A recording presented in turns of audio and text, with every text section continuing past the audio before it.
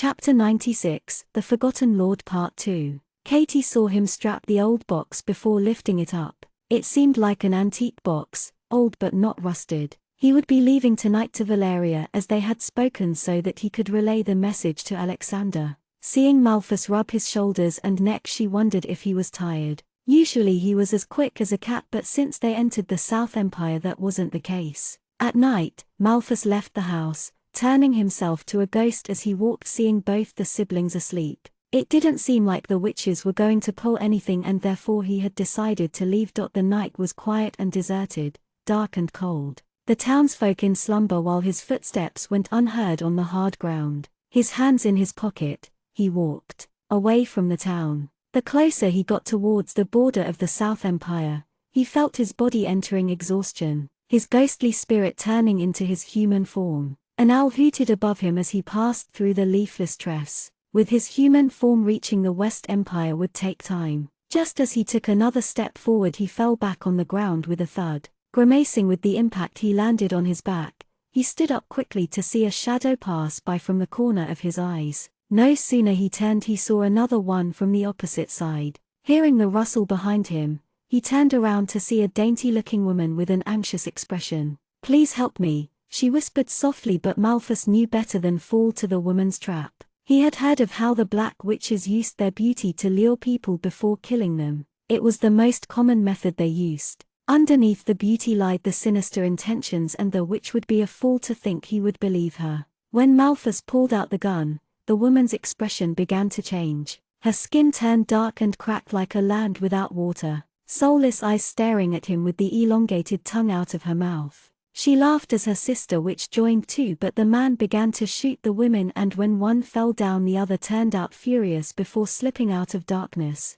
But the witch hadn't left him alone. Malthus ran past the trees, understanding the importance of time. But a human body had its limitation. It was as if the witches were waiting for someone to pass by the borders at this hour of night. He had to get out as fast as he could from here, thought Malthus to himself. The following day Catherine stayed in the house waiting for Malthus to return, but he didn't come back. 3 days had passed since he had left, and neither did she or Ralph know why he hadn't come back yet. She was worried. The 4th day arrived and still there was no news of the man. Katie had promised him to stay in the house until he returned, and she had stayed to avoid any unnecessary trouble. On the 4th day, after preparing dinner, Katie waited for her cousin to get back home. Looking at the pocket watch in her hand, she noticed that he was late than usual. Going to stand near the window, she saw if there was any sign of him when she heard the front door bang loudly. Walking to the door, she opened it to see Ralph fall forward with a groan.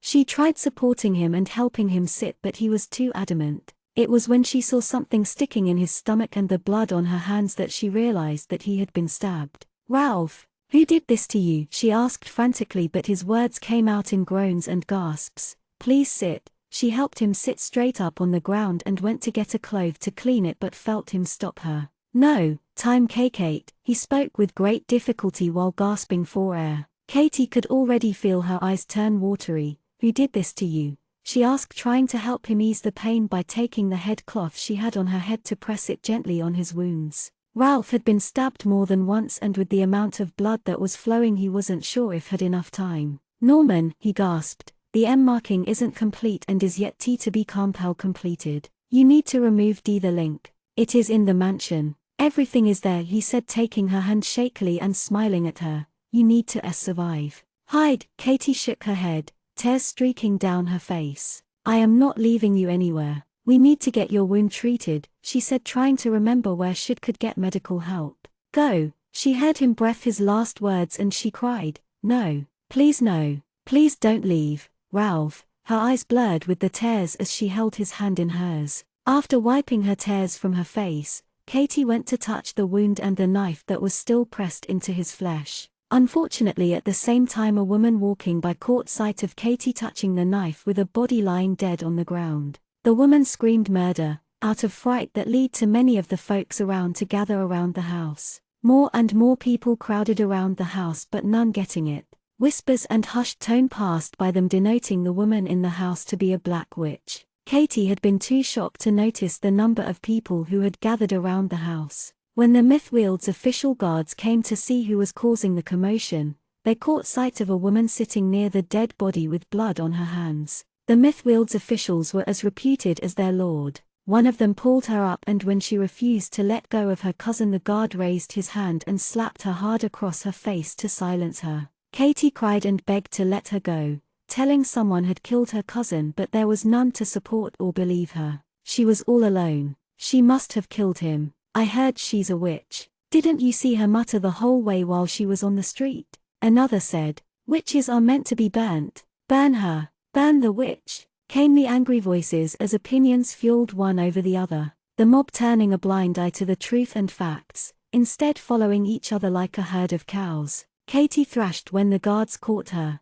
trying to pull her out of the house, away from her cousin. She tried defending herself, but 4 guards with the hateful eyes of the townfolk wasn't easy. Seeing that she wasn't obeying a word they were instructing, one of the guard hit her head hard enough for her to lose consciousness before they took her to the common cells of the South Empire where prisoners were held. When Katie opened her eyes after some time, she found herself in a dark cell with scarce amount of light in it. Her left leg was shackled to the wall in a rusted iron ring. At first she tried pulling, pushing and doing everything possible to get rid of it, but nothing helped. Her attempts only echoed back from the walls. She didn't know what to do. She felt her life was collapsing, slipping through her fingers with every passing second. Her cousin was killed under Lord Norman's orders. Why? He hadn't done anything. Why? She questioned to herself. I see you are finally awake. She heard someone speak when a guard came up to unlock the cell, revealing Lord Norman and his son Silas behind him. Let me go.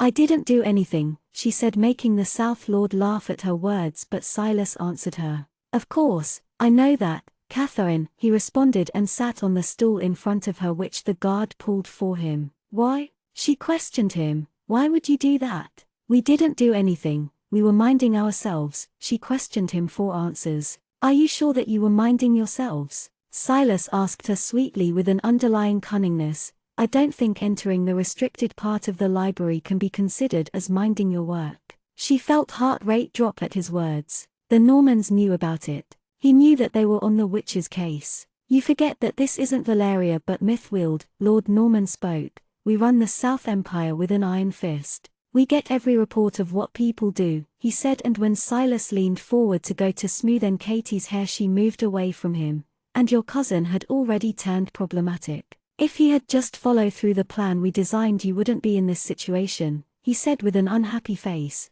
You should blame him, and now it doesn't matter if you do, as he is dead. Katie heard a couple of footsteps from afar, and as it got closer 2 guardsmen carried a man inside the cell next to her before dropping him. She heard the man groan with pain in the dark. The guardsman locked the cell and left. When the man finally sat up straight, squinting his eyes, the little amount of light falling on his face to show deep dark bruise formed over his cheek and a split lip, she felt her eyes go wide. My son, Silas has been considerate and thought you could use some company. Let me introduce you to him, she heard Lord Norman speak, and when the prisoner's grey eyes met hers, he looked at her shocked. This is Malthus Norman, my eldest son. Lord Norman spat the words with disgust. Chapter 97, Reminiscence Part 1. Your votes and comments are much appreciated. A note to rereaders, please do not leave any spoilers when you visit the previous chapters again. Katie stared at Malthus' bruised face with shocked eyes after what Lord Norman revealed in the cell. It was eerily quiet as everyone stared at the man whom Katie knew was nothing but a spirit. Was the South Lord lying? But Malthus had not denied of what the Lord said, and instead he sat there quietly staring at the wall next to him like no one had uttered a word. You might have caught the wrong person, Katie spoke, making the old man laugh at her words. Oh lady, I am sure I know who he is. But he is Malthus Crook, she corrected to see the Lord's eyes move from her to the man next to her cell. Such shame that you couldn't carry the name of our family, not that I expected you to. Crook suits you better, just like the wretch's name. Lord Norman spoke to Malthus, who didn't bother to look at the man in front of him. I thought you were dead, but look at you looking all healthy and walking without a care in the world. Katie felt things were going too fast for her to contemplate everything that was going on. During her time in Valeria, she had heard that Lord Norman had 2 sons, and Silas Norman being the youngest one. If it was so, didn't it mean Malthus was the eldest son of the South Lord? Now that she looked at them, she saw the similarity between the siblings. Their eyes were dull grey and other little features that could go missed unless one observed carefully. Your behavior is as unworthy as before. Ugly and shameful, the Lord commented, to which Malthus looked up lazily, his grey eyes meeting the people standing outside the cell. What can I say? I inherited them from my father, Malthus replies, for the first time enjoying the Lord's reaction for a few seconds. Smile as much as you want, boy, because you will soon be next to your deceased mother, the Lord said before turning and walking away from the cell. Silas, who had been there leaning his back on the wall, stood straight after his father left the cell, his grey eyes similar to the colour of Malthus' iris as he stared at both of them. After what Lord Norman said, Katie couldn't help but be worried about Malthus. For nights ago her cousin and her had seen Malthus depart for Valeria so that he could deliver the message to Lord Alexander, but here he was, his face bruised and one corner of his lips stuck with dried blood. Why hadn't he turned to his spirit form? Something didn't feel right to her. Catherine? She felt herself jerk back to reality, hearing Silas' voice right in front of her. Silas had ordered the guardsman to open her cell so that he could go talk to her without the distance of bars in between them. He had been smitten with her since their first encounter and had tried keeping close tab on her. At first he had thought that she the Valerian lord's woman, but which man would send his woman to a different empire? She was just another one of the lord's scandal. Her beautiful brown eyes carried fright in them as she scrambled away from him, the shackles around her legs making noise as she moved when he tried reaching for her with his hand. Do not be frightened. You are as safe as a bird in the beautiful cage, she heard him speak. Your Lord of Valeria didn't know to value you, but I will. Come here. He gave his hand and Katie swatted it away with anger, her eyes red with hate. You are a heartless murderer with no humanity. We didn't do anything to you to imprison us in this cell of yours you call a beautiful cage. Silas only smiled to give her a gentle smile. The little girl lies, he said, coming near her. Don't you remember that you killed your brother? He said with pity. You killed him. You conspired to have him killed. And what proof do you have that I did? Did you perhaps forget that witches are burnt in the empire? My people saw you with the dagger and blood in your hands. My people remember. My father was good enough to change your punishment, Silas said, getting closer to her. It seems like you have acquainted yourself with my useless brother. Don't forget that if you don't obey you will have another one's blood on your hands. How could you do something so immoral? She asked him in a whisper before her eyes flared up to meet his eyes. He didn't do anything. Nothing to harm you or your people or anything, and you had him killed. Her eyes burnt with tears before one of them slipped to trail down her cheek. That is the problem. He didn't do anything, Silas tsked, pressing his lips unhappily. Did you think we would leave someone loose after asking them to take a lord's head? I knew you fed him lies, Katie accused him while wiping the tear with the edge of her palm. Your cousin was completely convinced with what we showed and said, but I didn't expect him to send us a letter telling that he couldn't carry out the job. We couldn't leave someone like him alive when he can be a threat in the future. The man in front of her clicked his tongue. Nonetheless, we found a deviation thanks to the council, and here you are. Don't think your deeds are going to go unnoticed. When the council finds out, you are the one who is going to be behind the bar cells. Listening to this, Silas grabbed her face in his hand tightly. Silas, Katie heard Malthus warn him, but Silas ignored him and he instead spoke to her with a smile. I like that mouth of yours. I wonder what else it's capable of, he said, pushing her face away and stood up. Please rest well, and he left the cells. Katie felt herself shudder once she saw the man exit from her sight. The guardsman followed the young lord. Seeing that they were alone, Malthus spoke. I leave you for a few hours and you end up in a cell. Please enlighten me on how you keep getting into such adventurous situations.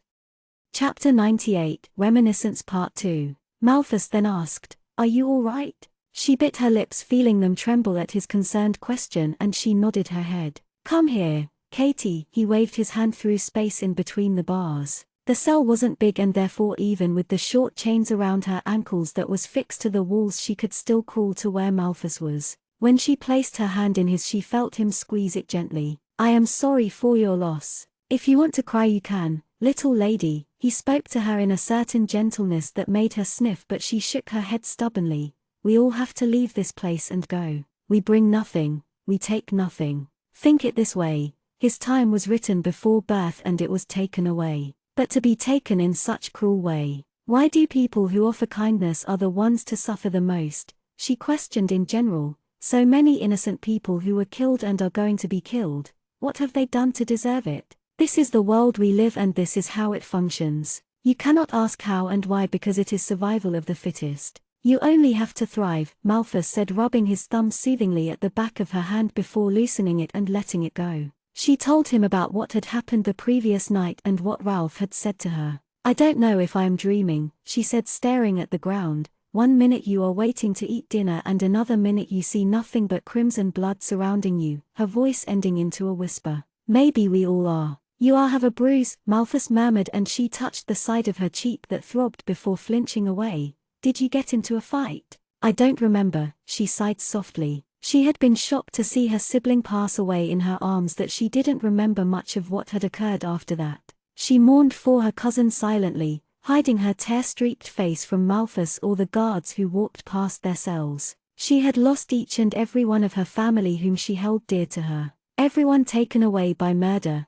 killed mercilessness. Wiping her cheeks, she took a deep breath to calm herself, staring at nothing but space as minutes passed. When night had fallen, she saw Malthus getting up from the ground to look outside the small window of the wall. She hadn't noticed it before, but it seemed that the place they were held in was surrounded by water as she heard the splash of water. Copying him, she stood up to see the night sky outside the window. Like she had thought, they were surrounded by water. The other captives of the South Empire were held few cells away from where they were. The prison was old, the iron bars worn out and rusted to showcase the brown and red spots of age to it. It was quiet. Quiet except for the echo of the guards' footsteps and the water hitting the prison walls from outside. Though it had been more than 2 weeks since she had come to Mythweald, she didn't know that the river was connected to such a vast water body. Her hand grazed over something on the wall and she bent down to see what it was. Malthus 1833. Had he been in this place before, or was it another person's name? Katie saw Malthus looking outside,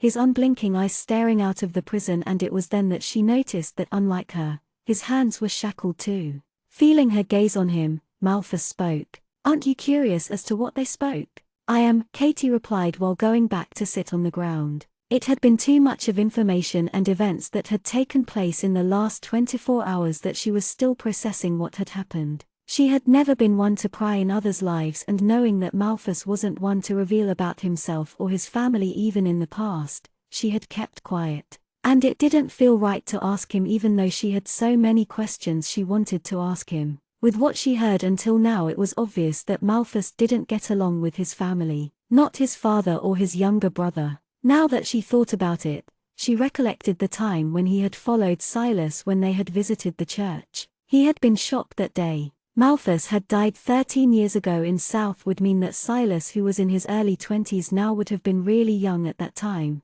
a little boy. Like few pure-blooded vampires who like to have only vampires in their company and surroundings, the Mythweald Empire has always preached indirectly to have only humans on their land. Malthus began while still looking outside, his hand going to hold one of the grill on the window where air passed. My father, Istras Norman, married my mother, a woman of a low class out of force and power. She never wanted to marry him, but she did anyways due to the force of her parents. Humans are no less than vampires when it comes to emotions such as selfishness, with no regard to another. The previous Lord of the South had only passed at that time, and therefore the title and ego going straight to his head. My mother was brought into the Norman's mansion and she gave birth to me a year later. I was treated well with love and care as the blood of a Norman ran in my veins, but it wasn't so with my mother. He gripped the grill tightly in his hand, turning his knuckles white as though he was controlling his anger. He looked at his mother, who had a deep red mark on her face. Climbing up on her lap,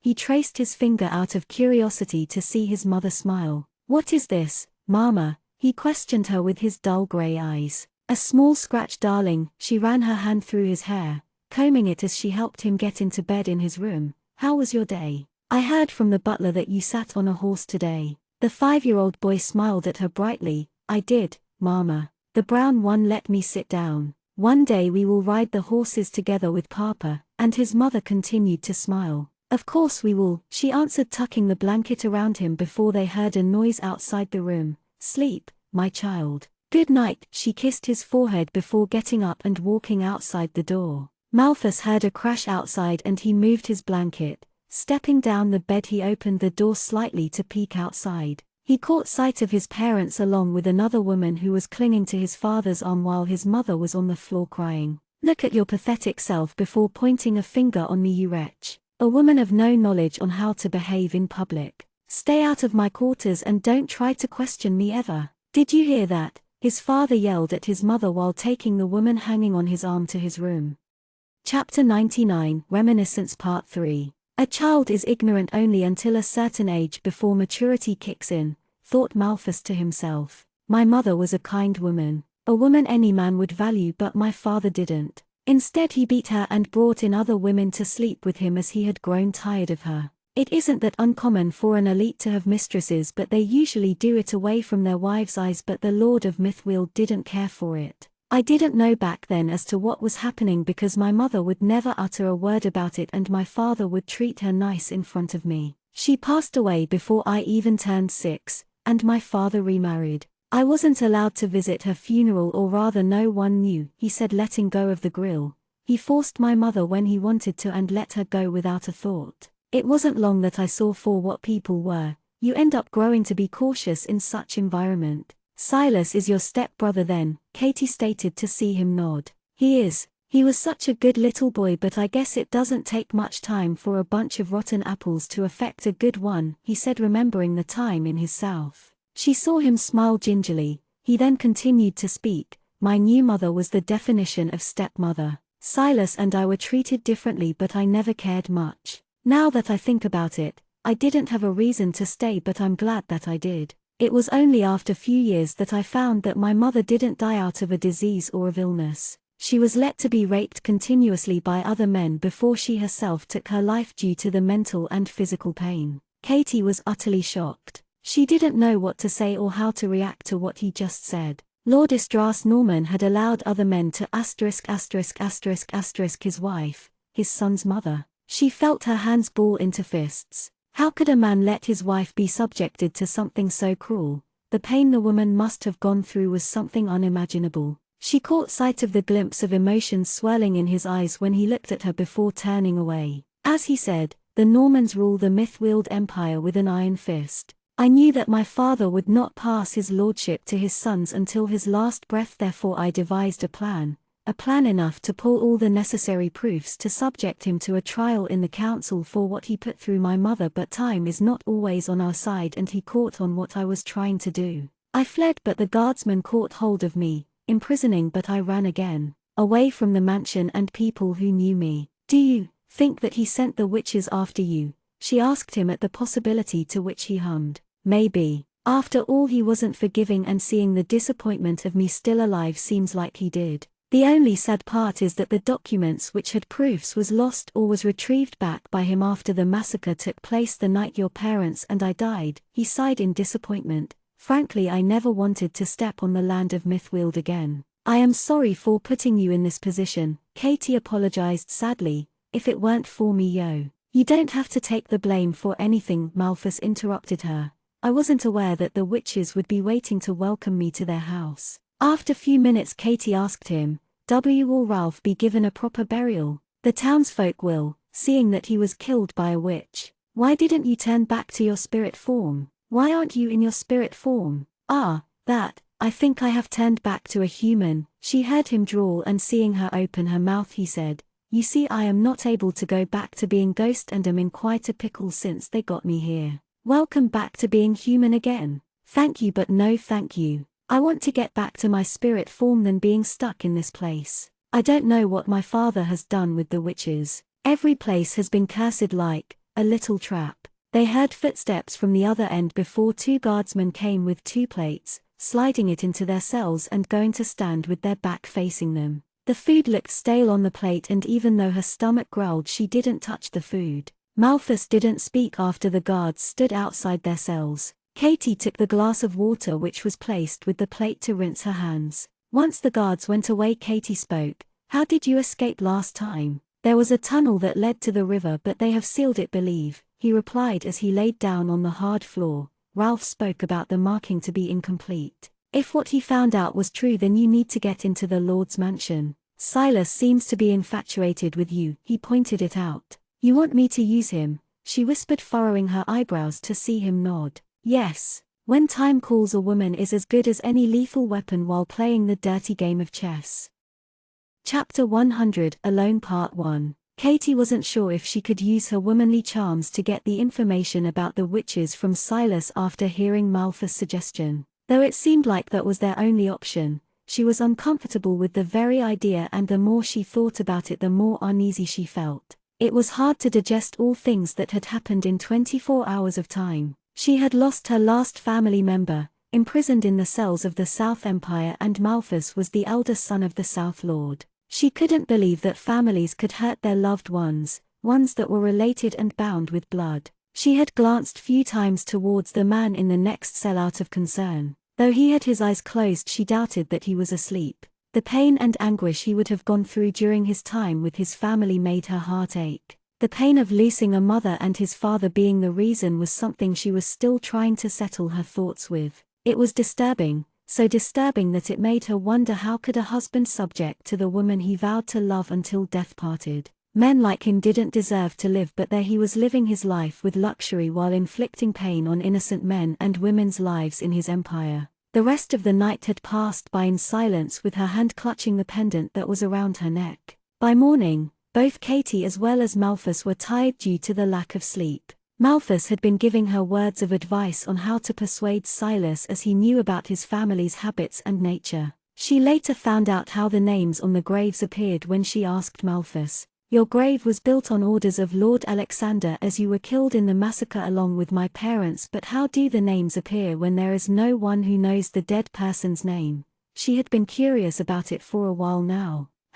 There's a little magic involved in there, I believe. Initially, when the witch's existence had only been revealed, people of different empires took certain magic, or rather spells you could say, to benefit their lands with negotiations. I don't think the tombstone name appears in all the empires. Why not? I was only the East and South Empire that didn't use it. Let me put it this way. Consider the empires to be four different persons with stark characteristics from another. Now remember that this is not a generalization for all the people but just the lords. Years ago, the West Empire, which was led by Lord Alexander's grandfather, made use of the witches as required, with ground rules for the betterment of his empire, like the grave's name being one of them. Seeing this, the North Lord, being a close alliance with him, implemented the same. The East Lord never concerned himself with such competition and kept to himself, but the South Lord wasn't so obviously. The proud South Lord couldn't bring himself to ask for the witch's help and therefore never associated himself until recently. So what happens during something like a mass murder takes place?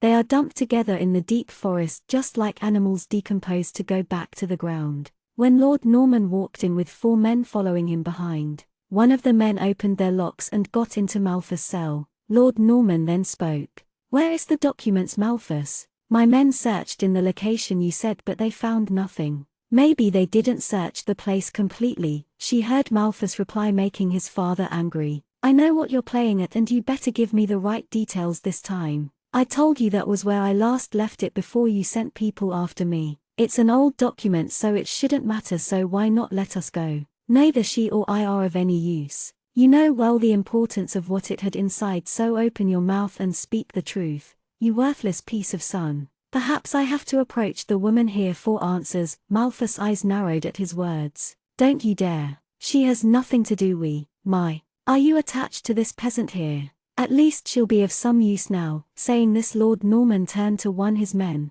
jerking his head to get inside the cell Katie was held. Katie felt her body go into sudden alert as the man pushed the creaking door to the cell open and walking towards her. She instinctively stood up, pushing herself away, but with her legs bound she couldn't move far. "I have no idea where the documents are anymore. I had been dead for a long time, damn it. Do you expect me to know about it after all these years?" Malthus was frustrated and worried while the man caught hold of a struggling Katie. "Don't take me for a fool, boy. You are as alive as any of us here, and my eyes don't lie. How pathetic to make a lie of being dead. Now stop lying and give me the documents back." The man began unlocking the chains around her ankles. Catherine bit his hand, digging her teeth deep into the flesh to feel the metallic taste on her lips. She flinched, feeling the man tighten his grip on her wrists before striking hard with his right hand across her cheek. She felt the numb sensation across her face, her ear ringing due to the sudden and painful impact.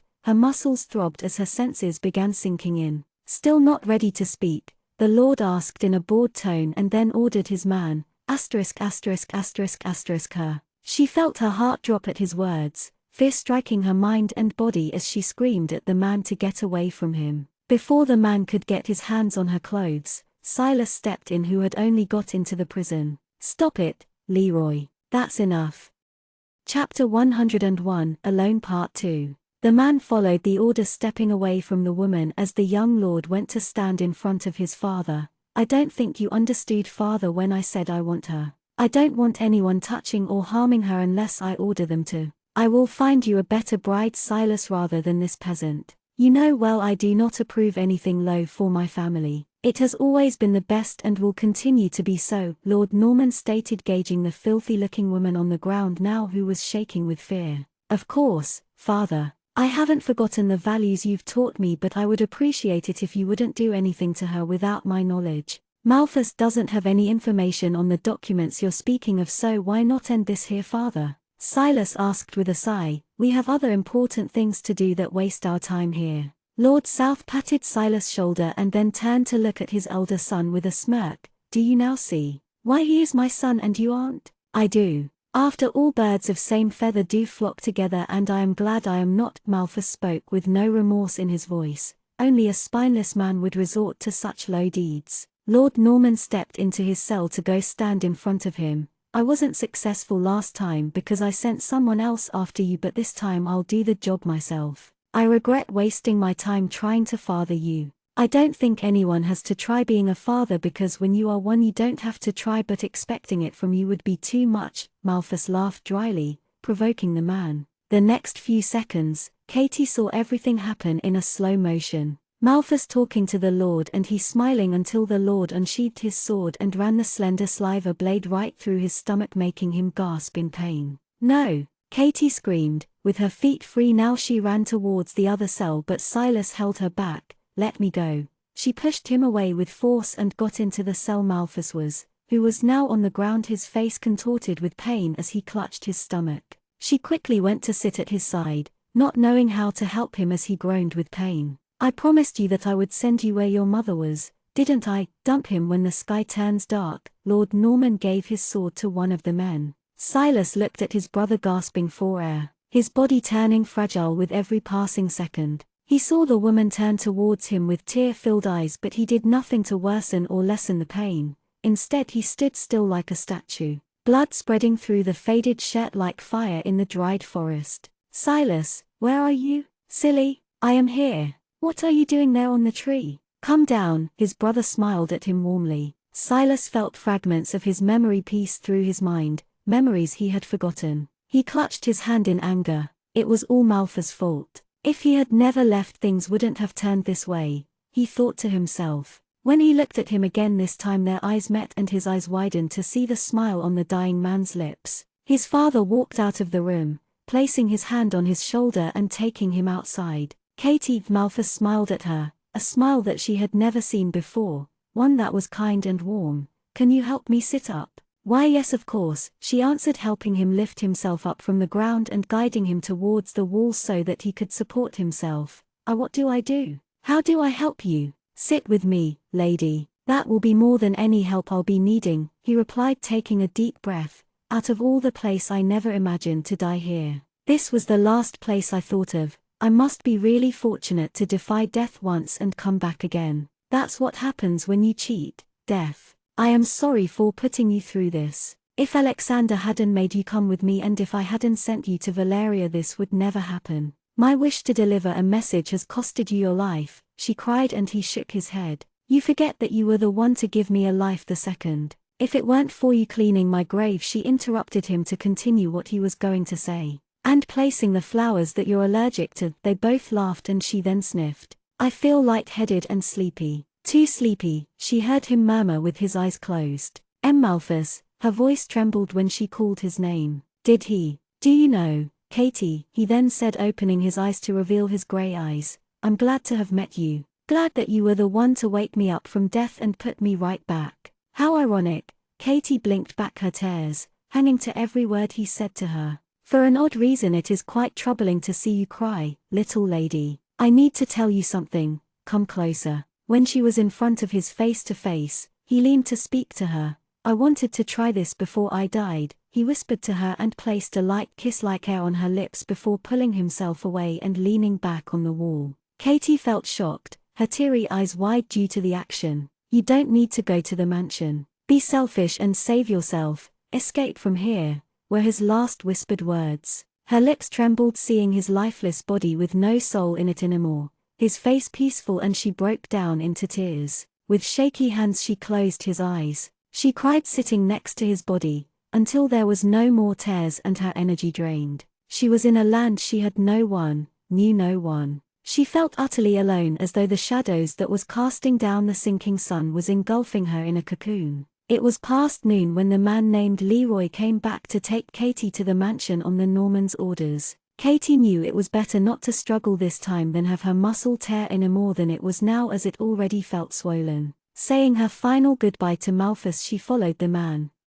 Chapter 102, Alone Part 3. The mansion of the Normans was as big as the one Lord Alexander owned, but this one had tall walls around it which made it look more like a fort. There were guards at every interval as they walked in, and it didn't take her much time to understand that a person would only have this amount of security only when he was hiding something precious or if he wasn't capable of holding his own sword. The walls were grey and white, marble-made statues were placed in the garden, and when she entered inside the mansion she felt like she had stepped into a huge castle. Stairs on either side of the main hall that went to the next story, leading to many doors. A huge chandelier hung up the ceiling, sparkling with light. Malthus had asked her to escape, but she couldn't with so many guardsmen, and the man named Leroy was a man with a huge muscular build. If she had to escape she would have to wait for the right time. 3 weeks had passed and there were 2 more weeks before the period of the trial would end. "Catherine," she heard her name as Silas walked through the entrance with a delighted smile.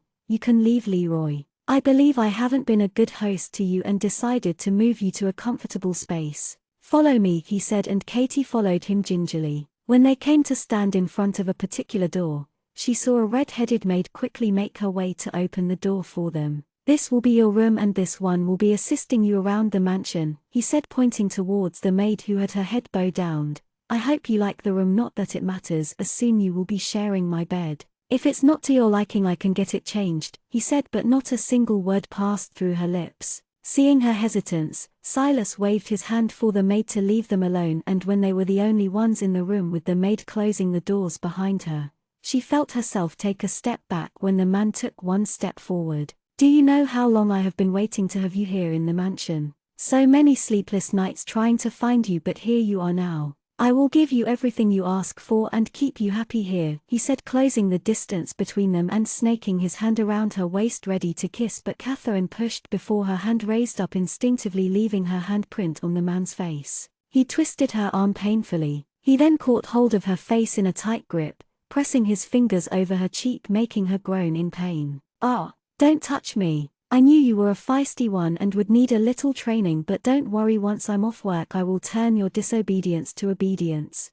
Soon I'll have you under me," he warned her with a smug smile. "Be a good girl and follow the rules, and that way you will have nothing to worry about. Don't forget you have nowhere to run, Catherine." With that he turned around and left on his heel. When Silas left the room, Katy felt her legs give away and she fell on the floor. Closing her eyes she took deep breaths to calm herself down. She had to bring strong for the people she lost and for herself. Last night Malthus had advised her to use her womanly charms, but feeling another man's hand which wasn't Alexander made her body shiver in a bad way. She hadn't heard the maid enter the room, and when she did, the maid informed her that she would be having dinner with the Normans at the dining table. Right now what she needed the most was space for herself. "I don't feel well today. Would it be possible to have my dinner up here?" she asked the maid. "I'm sorry, milady, but Lord Norman gave me strict orders to get you down for dinner today. If you don't I will get into trouble," she said, already sweating with the thought of it. The maid looked anxious, waiting for her response in dread. "All right," Katy replied, seeing the stress building up on the maid's face. "What's your name?" she asked the young woman. "It is Judith, Milday," the maid answered, and seeing her press her lips over something, Katie asked, "You don't have to fear me, Judith. Speak freely." She tried befriending the maid, which made the woman slightly relax and smile. As asked, Katie then went to have dinner with Lord Norman and Lord Silas. Apparently, Lord Silas' mother was away and would arrive the next day, therefore they were the only ones at the long table. Having dinner like this after a long time reminded her of the time in Valeria. Sylvia, Elliot would always have something during dinner while Lord Alexander would ignore them like children. She even missed the butler now. Sleep was far away as the thoughts of Malthus and Ralph's death kept haunting her mind. The scene playing in front of her closed eyes repeatedly. The next day she had done nothing but lock herself up in the room. During evening, when Judith was helping her with the strings at the back of her dress, the maid questioned, "May I ask you something, milady?" Yes, Katie wondered what she wanted to ask as she held one side of the bedpost. Excuse me for my intrusive question, but why would a lady as yourself reject a high-class man like Lord Silas while most of the women in Mythfield are trying to win his affection?" "He isn't quite my type," she replied, keeping the conversation at its minimum. One wouldn't know if the maid who was serving her was sent by Lord Silas to only eavesdrop on what she thought. "I see. But he is no less than a Prince Charming," the maid said, tying up the strings firmly. "It's all done. Thank you, Judith." She was never waiting for a Prince Charming. She was waiting for her king. Before the time of dinner, Katie was informed that Lord Norman's wife was going to join them for dinner. When asked about the woman, the maid had asked her to be careful and to be on her best behavior, as the lady of the Empire wasn't forgiving and was rather frightening. Katie stepped inside the dining room when the man waiting at the door opened it for her. She saw that Lord Norman, Silas and the lady had already taken their seats at the table. The woman was sitting with her back faced to her, and therefore she saw only the blonde hair cascading down her back as she walked towards the table.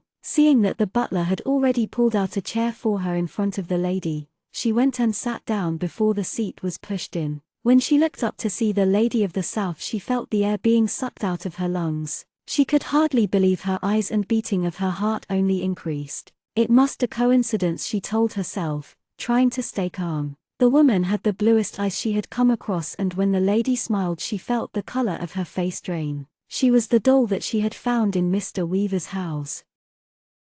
Chapter 103, eventually Part 1. Katie placed her hands on her lap as the maid served food. Goosebumps formed on her skin as she clenched her hands together to avoid anyone noticing it. "Catherine, let me introduce you to my mother, Esther," she heard Silas introduce them. Not showing her frazzled nerves, Katie put up a smile on her face as she greeted Lady Norman. "I have heard so much about you. It's lovely to finally see you," the lady spoke gently with a kind voice. Katie wondered if Silas had spoken about her, but her doubts were cleared when the lady continued to speak. "My husband told me that the Lord of Valeria took an interest with a human, and I was curious about it with all the rumors circulating within the circle of the elites. On my way back here I have heard some really interesting things." "And what might that be, Lady Norman?" The lady who was holding her knife and fork in her hands smiled, looking up at Katie. "Patience. You will be glad that the nightly creatures have been moved away from us very soon." The woman placed the vegetable in her mouth. "He was never to be trusted," Lord Norman laughed. "He was and is cynical from the very beginning of his time." He then turned to look at Katie. "You think he has emotions?" "The nightly creatures are people without a heart, with no emotions. A dead, selfish being. Of course, dear, not all of them are like us humans. We shouldn't associate ourselves with them," the lady said, placing her hand on her husband's arm. Katie felt her tongue itch, wanting to retaliate their words back, but when she opened her mouth she felt Silas' hand grasp hers as they sat next to each other at the table. Forcefully she pulled away her hand from his. Confronting things wouldn't help right now, and the only thing she could do was borrow as much time as she could to find what truth and lies held in this place. As she had her dinner she couldn't help but frown internally at their words. She had noticed of how the lady had referred to herself as a human, and she wondered if she had got the person mixed up with the doll she saw in Mr. Weaver's house. True that when she smiled it scared her to death, as it reminded her about the chilling experience she had gone through in that house, but apart from that, the way she behaved seemed quite normal. Maybe she did get her memory mixed up, she thought to herself. The doll looked much younger than her. Had a witch perhaps mimicked her features? After all, she was a beautiful woman even though she was in her past 40s. Silas had accompanied until her room, and once they had reached, he wished her a good night before turning his back and walking to wherever he was going to. Katie felt her mind was running a mile per minute as she thought of the possibilities of what to do. Now that she was in the mansion, she had to start looking for clues that would lead to answers. But if Lady Norman was a witch and not a human like everyone thought, snooping right under her nose would be a difficult job. One day, the entire family of the Normans had gone out, leaving Catherine alone in the mansion under the watchful eye of Leroy. Not everyone knew about her background, of how and why she had come to the mansion, except for that Lord Silas had taken an interest in her. Taking the opportunity of the Normans' absence, she complained to Judith, the maid she had befriended, of how bored she was sitting cooped in the room and would rather like to have a tour of the mansion, which the maid gladly accepted. "What are these?" Katie asked, seeing the long stalks with red flowers at the tips of them as they passed through the mansion's garden and the statues. The maid then explained to her, "This is a very rare plant, Miss Catherine. It helps in healing wounds. Lady Esther looks after the garden of the mansion, and she has been nurturing this one for the town folks." The girl looked with a sorrowful expression. "You must have heard about the deaths occurring in the empire since a while now, diseases and illness spreading over the land since few years. She has been kind enough to the people of our empire by providing them these plants to have a faster recovery." "But isn't that what any lord or lady would do for their people?" Katie commented,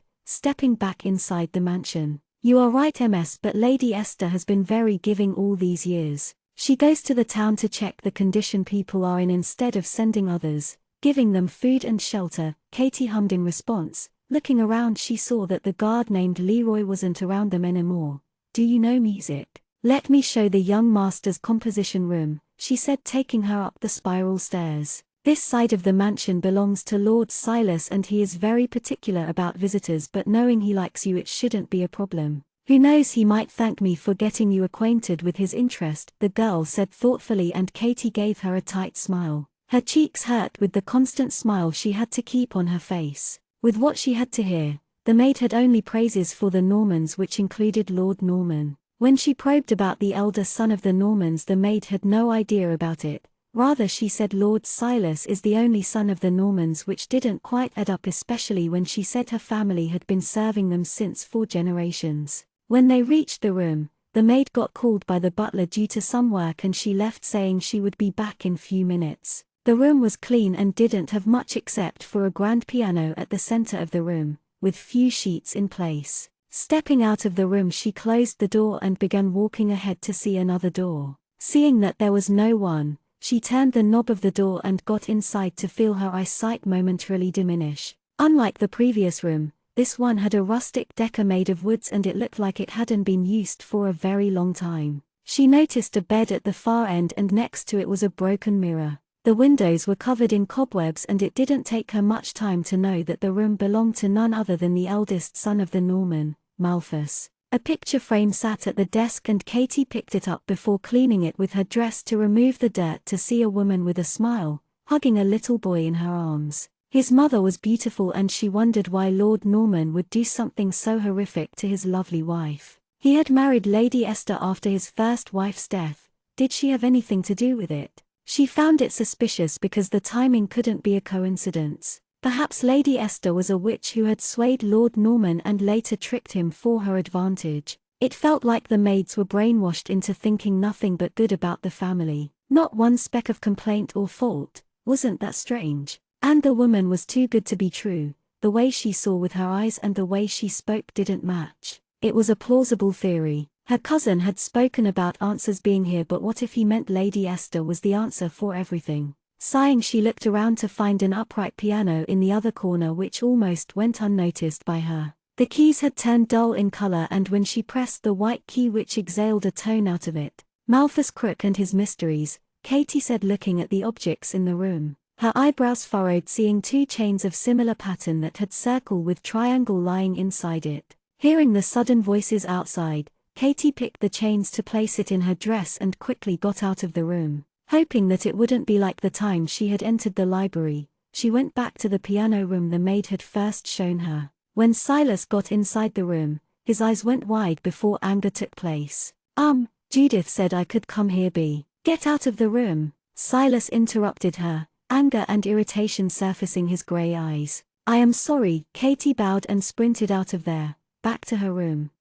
Chapter 104, eventually Part 2. She didn't know what got to him, but she was glad to be back to the room she was given. After locking the door, Katie pulled out the chain and it locket, looking at them in light and wondering what it was doing there. Malthus hadn't known about it until few days ago. She bit her lip, lost in thought, when she was called down to greet Lord Norman's relatives in the evening. She's a beautiful girl. Congratulations, Silas, she heard a man congratulate him whilst she stood there holding her breath in silence. When she had tried speaking, Silas had done nothing but dig his fingers into her skin to avoid her from speaking anything more. Lord Norman's threat in the cell was fresh and it still rang in her ears, the fear crawling under her skin. And here I was worried that the Lord wouldn't agree as she belonged to a different society. A woman said it to Lady Esther, making her smile. My husband would never take account on a person's status. Being the Lord and Lady, we need to set up an example for our people. And this made Katie's brows raise up in surprise and she felt the sting of pain on her hand again. She glared at him, making him glare back in warning to behave. Your parents are nothing but frauds. You should be set as an example of what sham is. She burst out when his parents went outside to see their relatives off in the carriage. Keep your voice down, woman, Silas replied. No, I won't. I am not your fiancé. I haven't agreed to it, she exclaimed. You forget that you have charges against you. In any part of the empire, witches aren't treated nicely, which you must know already. Especially the people of the south aren't forgiving. Silas smiled smugly. I am no witch and you know it well. That who is the witch here? Silas' eyes narrowed at her words. What do you mean? He asked her skeptically. I want to go home, right now, Katie said firmly. Home? Lord Norman said, walking towards them. I heard you lost your family few months ago. I believe this is your house. I want to go to the North Empire. It is a human land just like Mythweald. That shouldn't be a problem. She heard Lady Esther laugh at her words. My dear, are you planning to run to where the Lord of Valeria is?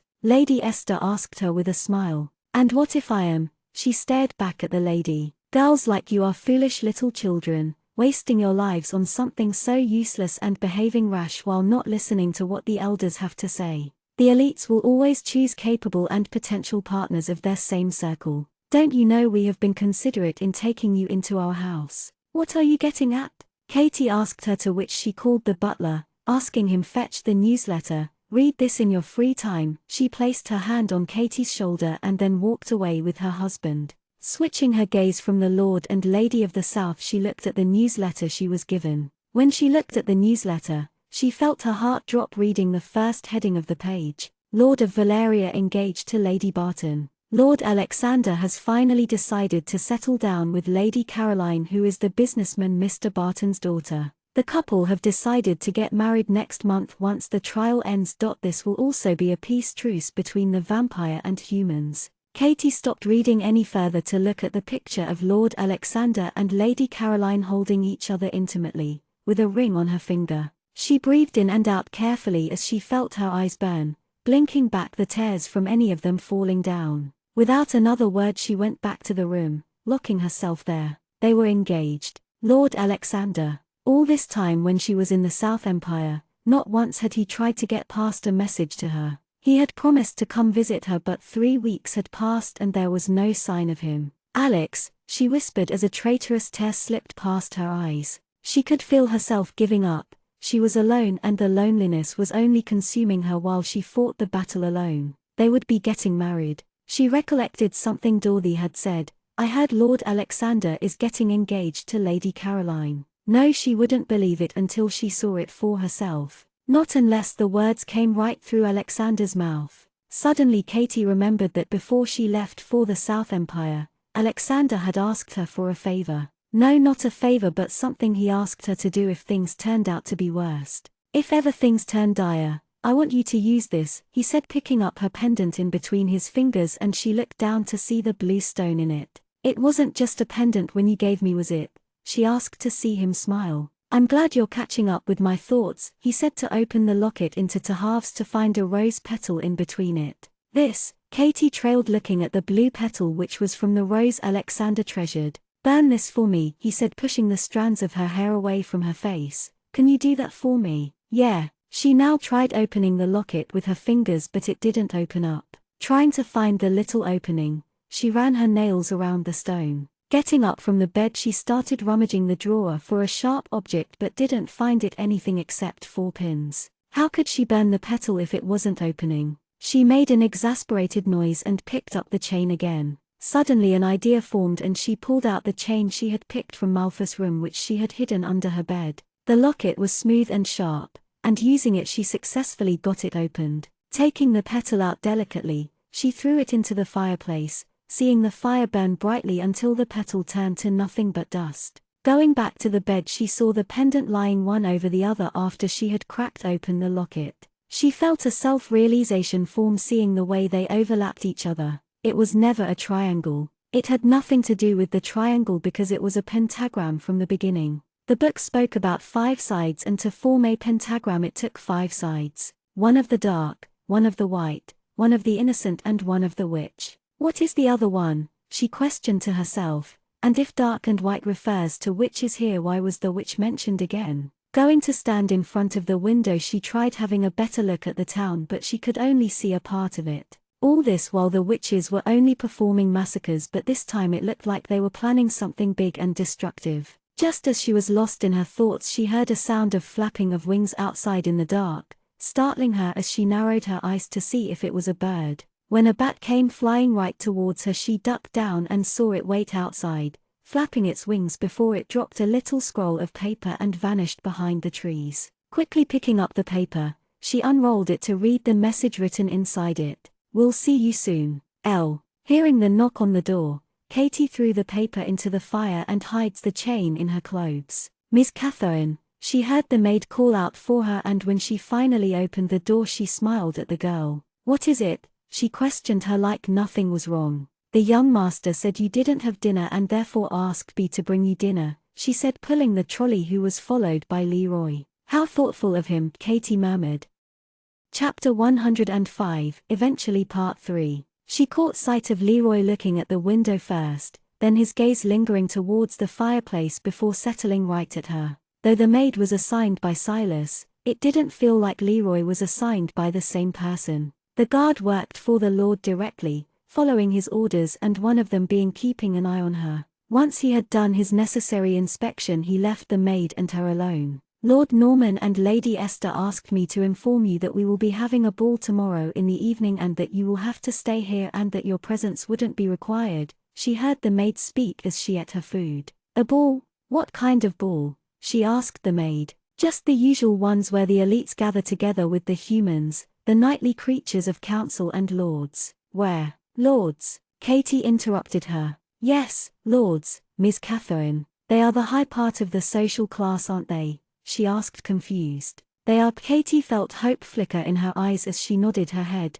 "My bad. I forgot the lords belong to the higher class too." She smiled before completing the bowl clean after a very long time. The next night, the mansion was decorated bright and beautifully in welcome of the people whom they had invited. It looked no less than a Christmas, with men and women laughing and chattering in each other's company. Though Katie was asked not to attend the ball, she wanted to see Lord Alexander if he was there. She didn't know how she would react if he brought along Lady Caroline with him, and for now she pushed those thoughts away from her mind. She had sneaked out of the room, trying to find people she knew in the main hall where the ball was held. She found Lord Norman speaking to one of the head council who had visited Valeria. Silas was nowhere to be seen, and when she tried finding Lady Esther, she heard a voice right behind her. "I thought I ordered you to stay in the room." Spinning around, she saw Lady Esther standing there, who had Leroy right behind her. Cursing herself for being caught, she spoke. "I was curious about the ball. Did you have a good look?"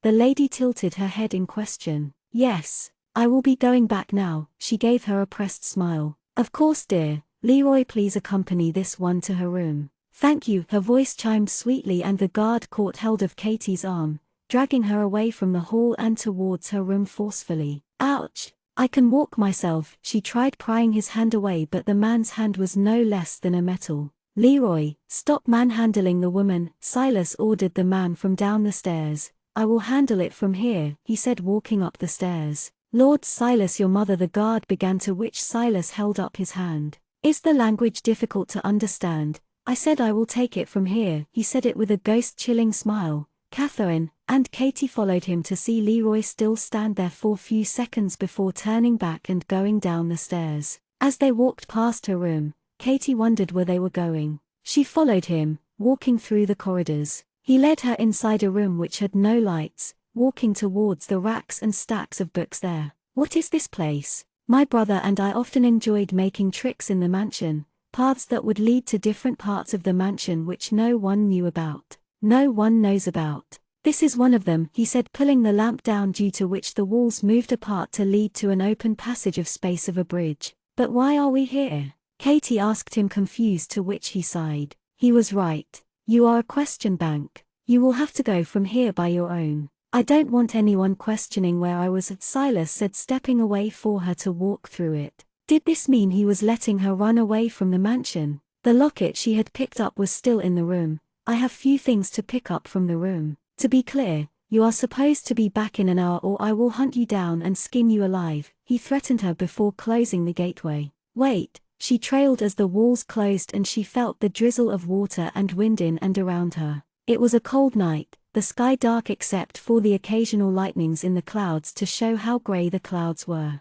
It was a long bridge connecting from one building to another in midair. Up here everything was so quiet and tranquil. Turning around, she realized that she was perhaps standing in one of the isolated buildings with no windows or doors in sight. She closed her eyes, wondering what she was supposed to do. When she opened her eyes and looked in front of her, she felt her world stop still. The clock that was ticking, the drops of water that was falling from the sky, even her breathing. Lord Alexander stood there, just like her in the drizzling rain. Their clothes got wet as both of them stood there looking at each other, consuming the other's frame with their eyes. He took slow, forward steps and the next thing she knew she was running to him, unable to take the separation anymore, and he opened his arms, taking her securely in his arms as he held her there. He pulled her under the pillar to avoid the rain that had begun as he kissed her lips, his hand finding its way through her hair and the other one holding her back firmly. She kissed him back with an equal fervor, her hands holding the lapel of his black jacket,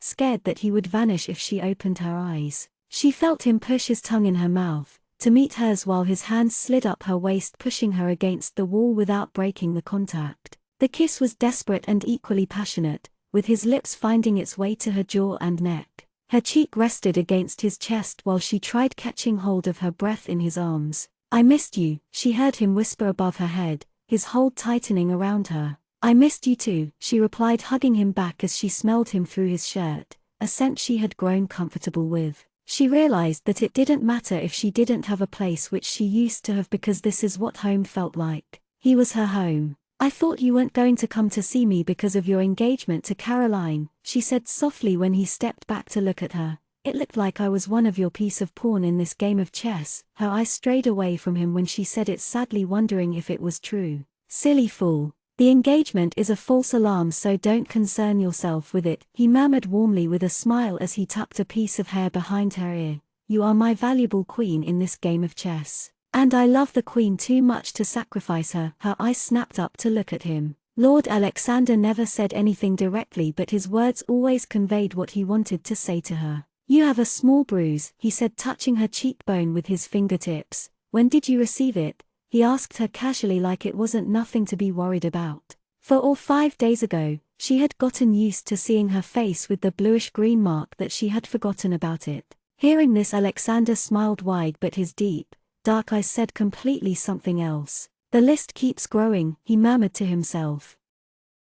Chapter 106, Untold Secret Part 1. Catherine felt herself melt into nothingness as Alexander held her in his arms, her eyes closed, feeling her mind in peace after a very long time. As she pulled back, they saw that the rain wasn't going to stop anytime soon. The silence was soothing, with the raindrops hitting the surface of the ground and walls. I received Elliot's note. Is he here too? She asked him. Elliot didn't accompany me here, but he's with Sylvia in the town. They reached Mythfield 2 days ago. They did? They aren't on official business, are they? She asked to see Alexander nod in confirmation. The Lord noticed on how the girl was catching up on the details without needing to explain much. There was still a week left before the trial period got over, due to which vampires and humans who entered the other land were still on watchful eye. Katie wondered how long they had been standing here since Silas had sent her through the secret passage door. He had asked her to return back inside once the time was up, meaning she would have to stay here in the mansion. If Lord Alexander would take her from here, it would only mean conflict between the vampires, humans and the council. Remembering something she had to tell him, Katie said, "Do you remember the time when I was at Mr. Weaver's house? I had spoken about the doll that moved. I think it's Lady Esther. I think she is a witch." Hearing this, Alexander smiled and she looked at him confused. "You knew?" "I had my suspicion," he said, placing his hand in his pocket. "I had asked Mr. Tanner to look into it when we first went to the theatre. He works for both the South and North as a tax collector, and having someone who is familiar with the lands and the Lord's official made it easier to understand the situation and the scenarios. Not once has Lord Norman's wife attended events or the council meetings. There have never been any pictures of her on the newsletter of our lands, not even in the land of Mythweald. But she showed up today. She was there when I went down to the hall, and she heard him hum in response." Was she in the hall talking to people? When Lord Alexander questioned her, she realized that she hadn't found Lady Esther speaking in the hall, but she had been standing behind her. She then looked at him and shook her head slowly. "What if she's here? Won't it?" She felt Alexander place his cold finger on her lips. "Until I am there, you have no need to worry about anyone, or anything. Silas will make sure to keep his parents busy inside, though I am not sure how long he can manage it." His tapered finger swiped across her lips. "I know you have a lot of questions to ask, but we have very little time. You can trust Silas for now," he said, making her nod. Silas had helped her sneak out to meet Alexander, which she was utterly confused in the beginning. He had threatened her time and time during her stay in the mansion, and therefore making it hard to believe that Lord Alexander and Silas had some sort of agreement. But what Silas get out of it? The way she had seen the younger son of Lord Norman was the apple of the Lord and Lady of Mythweald. She shivered as the wind passed by, chilling her due to her wet clothes. "Let's get you back," Lord Alexander said, noticing the tiny goosebumps forming her skin. She had lost weight, he thought to himself as he looked at her. "When will I next see you?" she asked, anxious, as he walked her to the passage she had come from. "Sooner than you expect," was his reply, and after a pause he spoke. "I am sorry to hear what happened to Ralph. If I could, I would have helped him. I have moved him to Valeria." "Thank you," she thanked him, her eyes sad and lonely. She felt Alexander's hand suddenly picking hers when they came to stand in front of the tower. "There are few things we cannot predict, while some when we can, we take precautionary steps. Whatever you could, you have done well, Catherine. Don't think otherwise." He squeezed her hand encouragingly. "Good night, darling." He leaned towards her, placing a quick kiss below the right side of her ear. The bricks began to disappear to make a way back inside. With the raindrops still falling from the sky, Katie got inside before turning to see that Alexander had already left.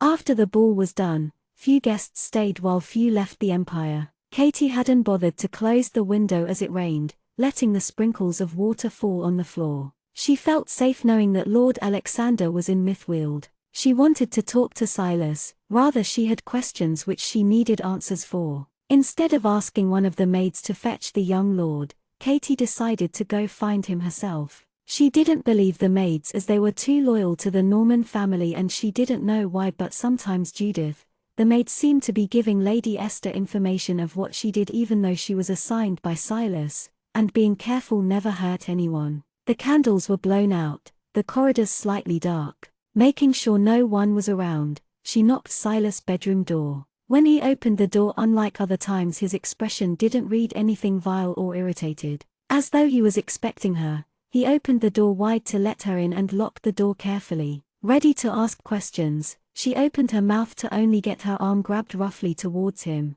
"What are you doing?" She found Silas with his finger on his lips indicating her to keep quiet as he looked at the door.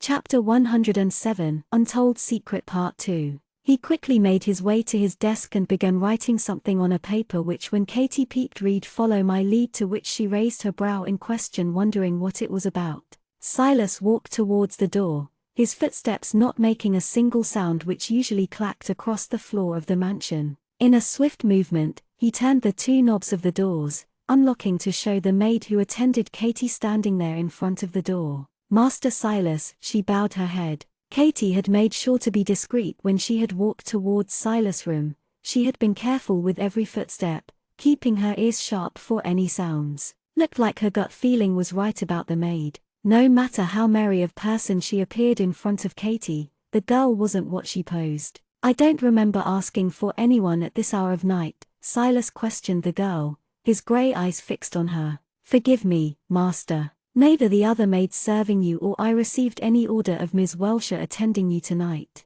"I found it suspicious," and Silas raised his hand and the maid halted her speech abruptly. "I asked Miss Welsher to come to my room when I met her in the evening. You see, we have negotiated few terms while she lives with me." When he turned around to Katie, she nodded her head, going with the flow. The maid seemed to have realized and she blushed, casting her eyes down at the ground beneath her. "And I would appreciate it if no one as yourself came to disturb us. I wouldn't like anyone hearing the screams of my woman when she's being done by me. Is that understood?" He then smiled, making her nod. "Of course, master. Please have a good night, Miss Welsher." She bowed and excused herself out of sight. Silas, who was standing at the door, looking at the silhouette that disappeared into the shadows, locked the door again. "This room isn't safe to talk to," he said, walking to the closet. "You have a door in the closet?" Katie asked, seeing him move the racks of clothes. He pulled one of them and handed it over to her. "Closets are old-fashioned. It was a secret hobby which my elder brother and I shared,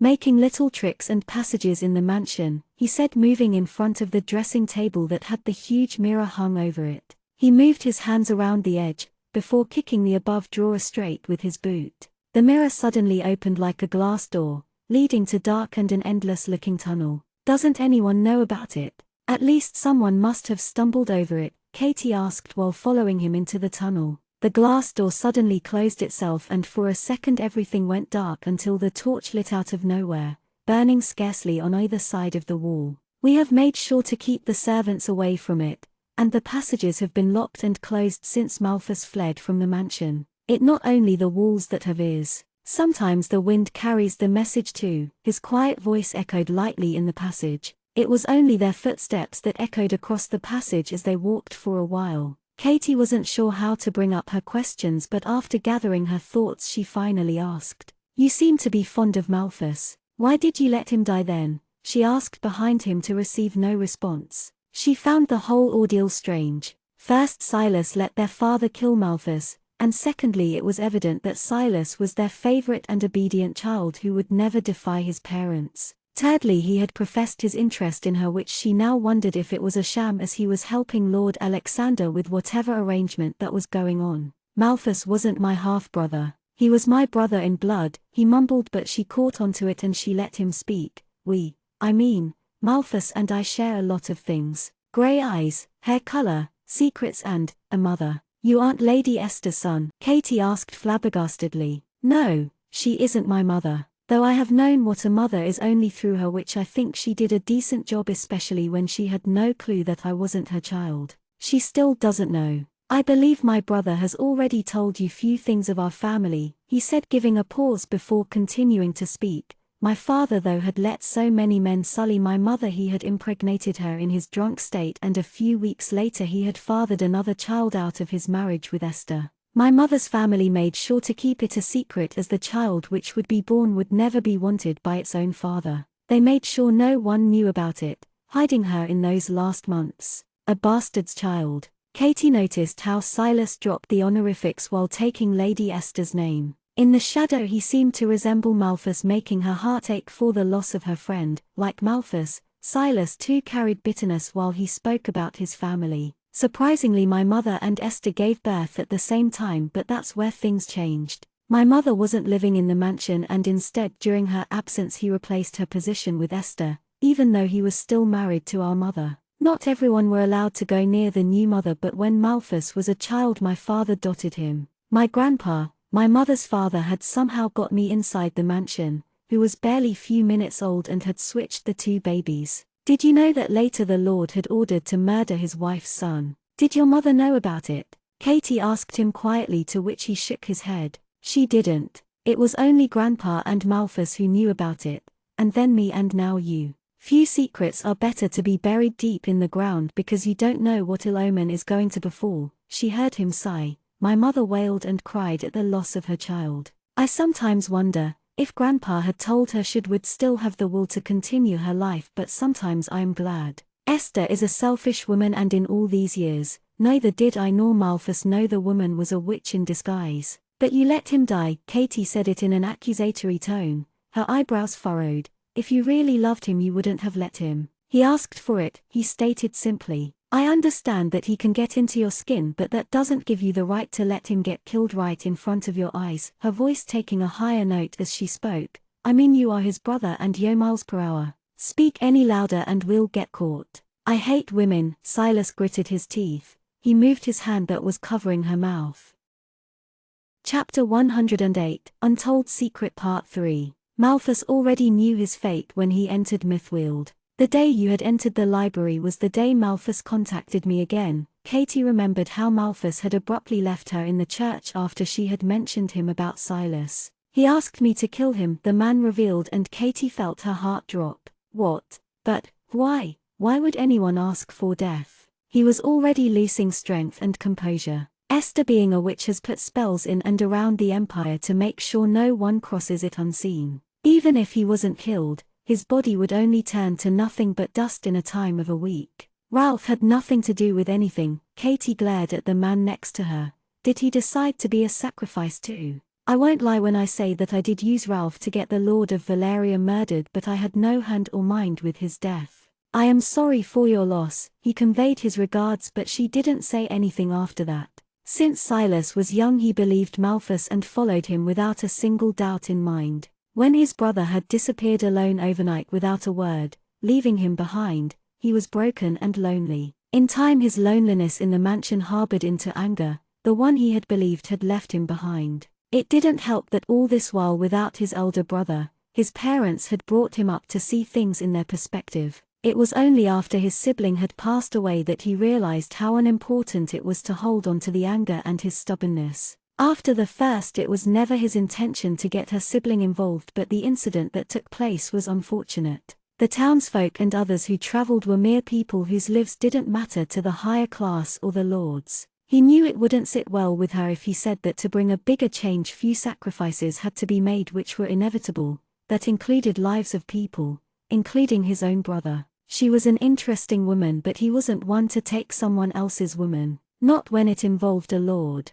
The threats he had spoken to her were an empty vessel to pretend in front of the people. The passage was like an endless tunnel. Turning around they began walking back. She yawned, unconsciously touching her chain and playing with the pendant as they walked. So Lady Esther was witch and Lord Norman had no idea about it as he was too in love with his current wife. Malthus had asked Silas to kill him, she thought to herself. Had he got too tired with his life? Or was it that his previous memories during his time in the South had overwhelmed to the point that he had decided to end it sooner than his time? Where did you find that one? She heard Silas ask her, his eyes on the locket she had in between her fingers. The charm stone. It was a gift, she answered. Lord Alexander? Yes.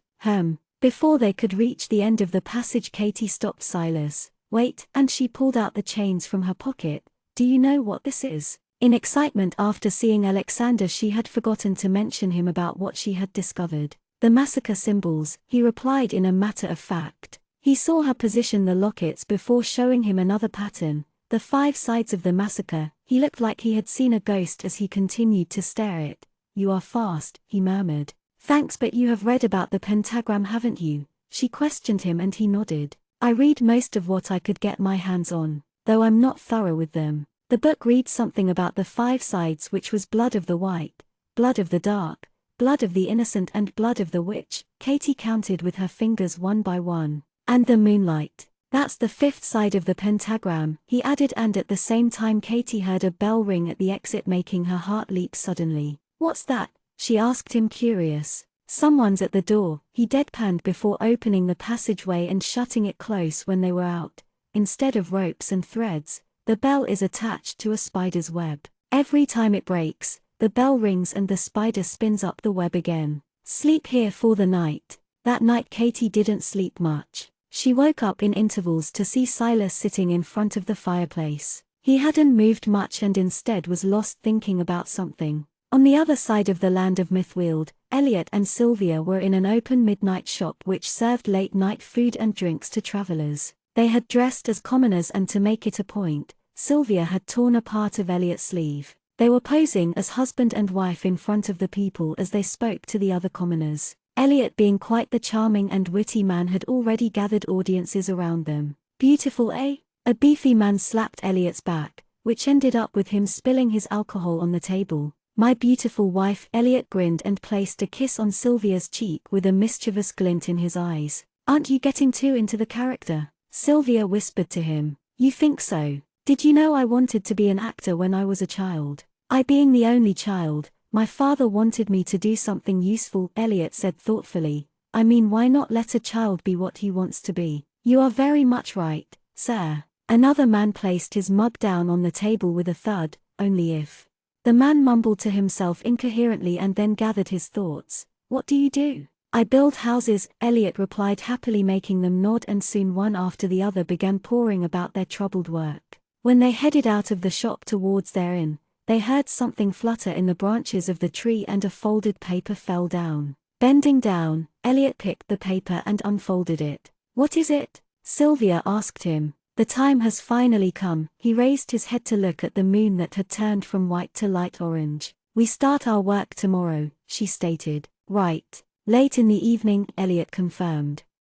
Chapter 109, Prisoner Again Part 1. Catherine sat at the table during breakfast with the Normans, her demeanor relaxed since last time she sat here. Lord Norman and Lady Esther indulged in a conversation regarding last night's ball of the people who had attended. Though Katie didn't drop a penny of her thoughts, it didn't mean she didn't listen into the Lord and Lady's talk. As she sipped her tea, she didn't hear them mention anything about the vampires, not a single one, like they didn't exist. Or was it that she was here that they weren't talking about them? With the thought of her seeing Lord Alexander soon, she finished her breakfast and excused herself from the table. Deciding to take a walk in the mansion's garden, she stepped out, but under the watchful gaze of the guardsman, Leroy, and few other servants she knew, the Normans had asked to keep an eye on her. In the morning, when she had woken up, she had gone back to her room, less anxious and with the hope to see her lover soon. As she hadn't gotten out of the mansion much, she hadn't noticed that the mansion's walls had thick thorn-like stems growing around it.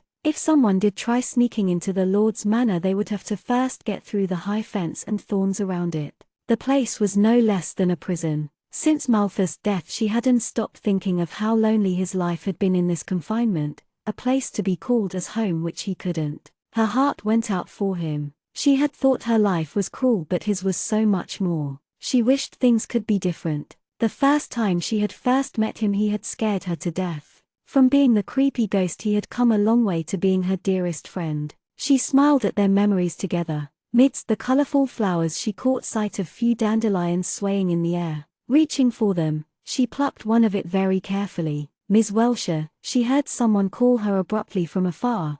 It was one of the maid who came with her, both hands linked together and her head down. She spoke. Lady Esther asked you to dress as you'll be accompanying her out in the town today. Thank you for relaying the message. Katie thanked the girl to see her beau again, and she disappeared into the mansion. She was finally all right staying in the mansion, but stepping out with Lady Esther made her feel queasy. She was the last person she wanted to be alone with, but with the current circumstances she couldn't even say no. She knew so much that Silas wouldn't get in the way of Lady Esther for little matters like these, as he was still being the good child. Silas had also dropped a word to before they had breakfast in the hall, telling her that even though their battle were same, he would still go his way. Bringing up the dandelion she had previously plucked to her face, she inhaled deeply before blowing out the air to see the dandelion disperse from its stalk in the air, and she went back inside the mansion. Catherine now sat in the same carriage as Lady Esther as they headed to the town. Don't slouch,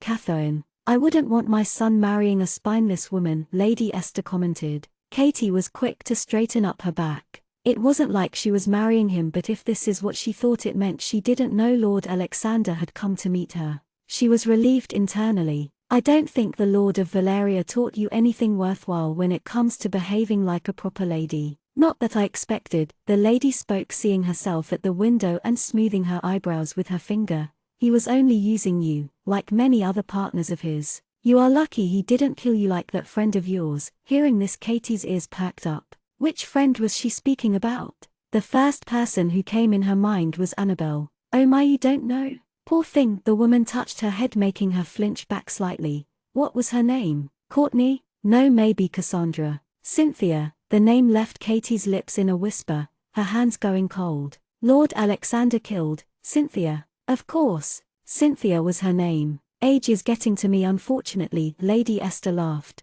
She should have known that it would be so. Lord Alexander didn't seem like the forgiving type. She could still feel the hair on the nape of her neck stand with the glare he had passed at her when he had come to pull the man off her. Being the person who valued life, she didn't know what to make out of it. But on a second thought, there was nothing to make out of it. We are here, Lady Esther said as the carriage came to a halt. The coachman opened the door, and another man came forward ready to lend a hand to Lady Esther and then to Katie as they stepped on the hard ground. Lady Esther hadn't told her as to why they had come to visit the town today apart from making few idle chats with her. This part of the city of Mythweald didn't look decent, rather it looked shady with the types of people who stood at corners of the building and few walking by them. The buildings were old and broken, the wood rusty to the doors. Next to her was a wide door that had statues made of crows at the top of the building. Just when they were crossing the street, she caught sight of someone in a black hooded cloak at one corner looking at them.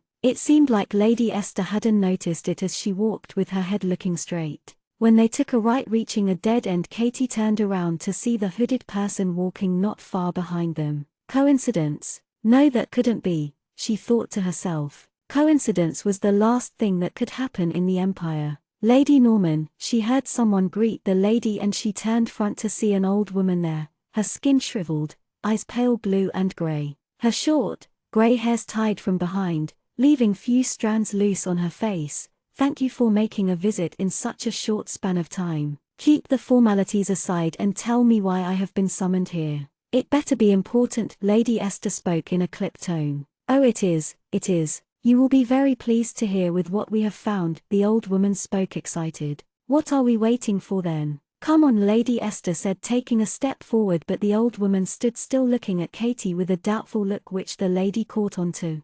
Catherine, wait here please. I'll be back soon. With her bright blue eyes she looked at her before getting into the building with the old woman. The lady or the witch had asked her to stay here, but Catherine wasn't sure about it, even though this part of the alley was deserted. If the woman had brought her here to make her stand outside, she shouldn't have got her here at all. She sighed thinking about it and saw a seashell lying next to her feet. Bending down, she picked the little shell with her hand, grazing its surface over her fingers. She didn't know how long she stood there waiting for, and she wished she had taken her pocket watch along with her, which was given by Ralph long ago. Her gaze moved from her palm to the dried leaves as they rustled against the coarse ground. At the end she saw the black hooded person again. This time the person stood still in her direction. They stared at each other, panic striking Katie with the passing seconds. She didn't know who it was and what the person wanted from her. She opened her mouth to speak, but when she tried she felt her throat go dry, seeing it take one step after another forwards, towards her.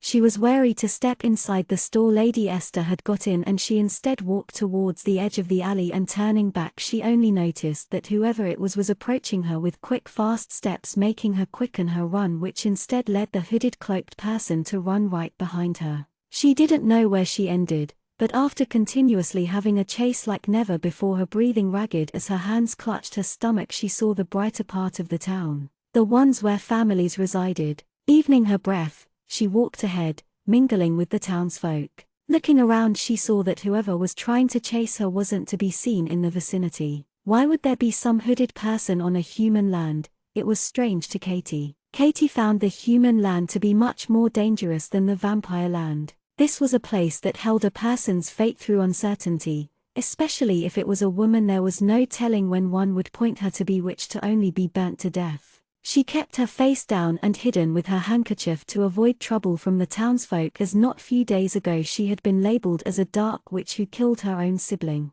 Passing through a vegetable shop, she caught sight of a young boy selling newsletters. Fresh news about the lords, news of the empire, scandal of the duke and the side you have never heard before, he yelled, failing the papers in both of his hands. The ones who were interested in the gossips were quick to huddle around the boy to buy it from him. The stack of newsletter were getting sold out quickly and Katie thought of buying one. She did find a penny but instead she found a silver. Passing it to the boy, she took the newsletter without waiting for change. Finding a quiet alley, she looked around before reading the headline, which was enough to feel her heart drop from her chest. Lord of Valeria guilty for killing council member. Verdict to be passed and will be held in one of the prison until further notice. What is going on? Katie murmured to herself.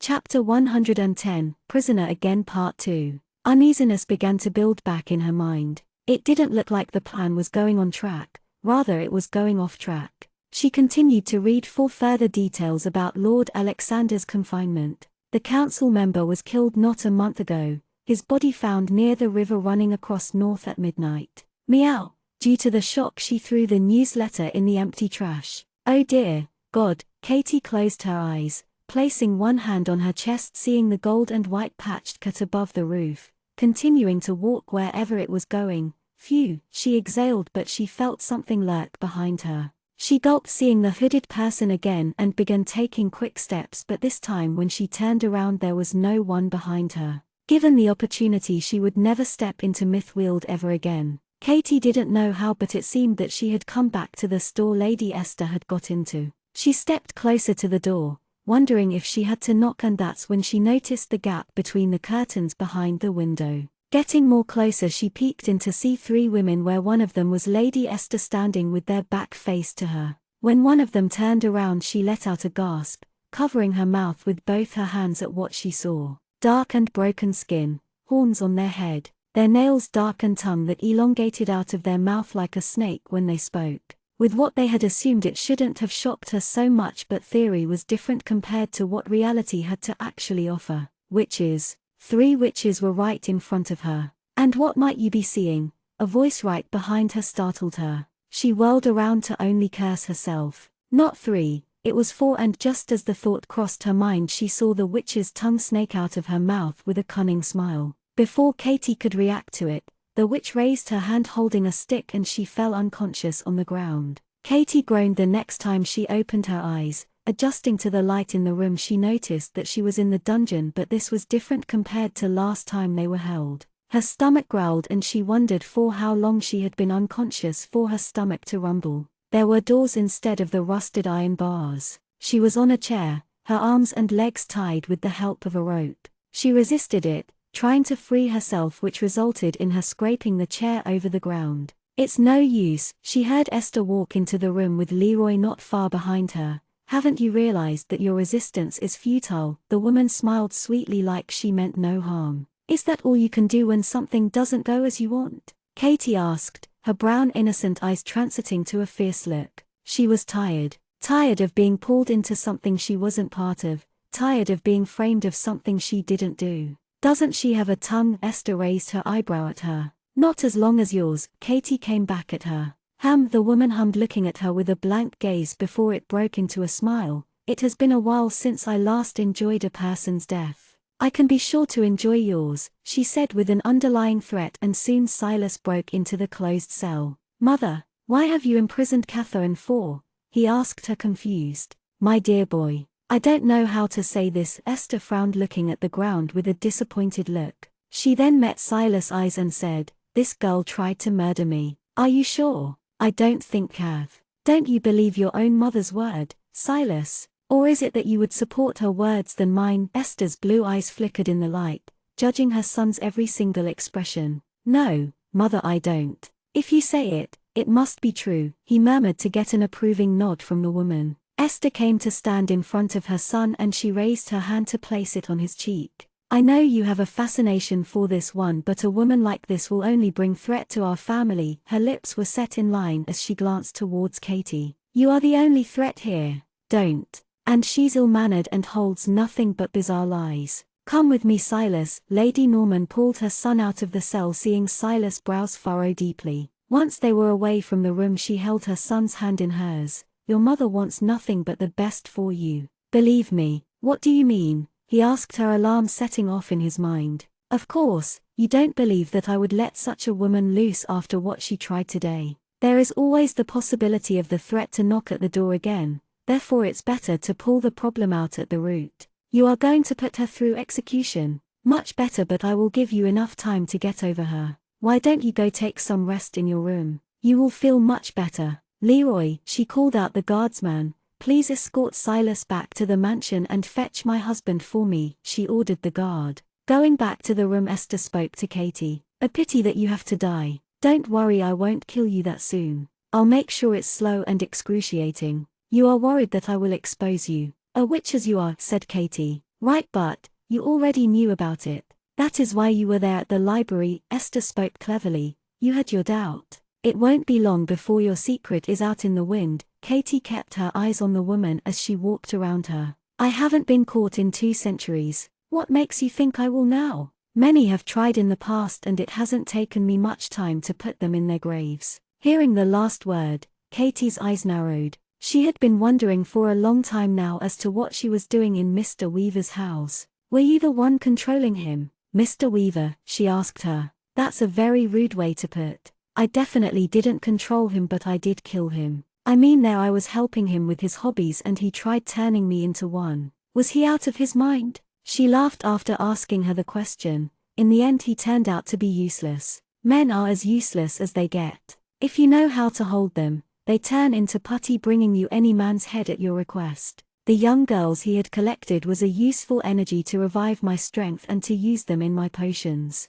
You're the lowest degree of creature I've ever come across. Someone who has been lying to her husband and her son is pathetic," Katie said, disgusted with the woman. "My family is none of your concern, and," she bent down near Katie's ear to whisper, "how I use them is left to me. Lady Esther, it's completed." One of the guardsmen stood in front of the room with his head bowed down. "Did you know that one of the council member got murdered few days ago? Can you believe who was it?" "Your precious Lord Alexander," Esther said with a matter-of-fact tone. "So young, and he will be sent to trials before he gets executed. Poor thing. The council have been impressed with the punishments and trials we have put criminals across, and would have us in charge of your dear lord." Clapping her hands, Esther asked the guardsman to bring Katie to the next room. On the way she caught sight of the council people she had previously met. When Katie was brought into the next room, she was speechless, seeing the person sitting on the metal chair with ease while his body was tied with thick chains around him. His expression gave nothing away as his dark red eyes looked at her.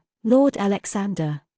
Chapter 111, Dark Witch Part 1. Leroy pulled an unwilling Katie to a side along with another guard, tying the rope around her body to the chair. She felt the rope dig into her skin, to prick her uncomfortably. She felt her open her mouth, her eyes anxiously looking at Alexander while his gaze had shifted to look at the wall in front of him. When the council members had left, saying they would be back tomorrow again, the lady spoke. "Aren't you happy, dear, to finally be united with the man you love?" she asked with a hint of mock in it. Neither Katie nor did Lord Alexander uttered a word, choosing to stay quiet. They heard footsteps heading towards the room and Lord Norman appeared at the door. "Lord Alexander," Lord Norman greeted him cheerfully, "I hope you will find our services to your taste. I have asked my people to take special care of you." A smile quirked upon Lord Alexander's lips. "Thank you, Lord Norman. I appreciate your hospitality, but you don't have to trouble yourself.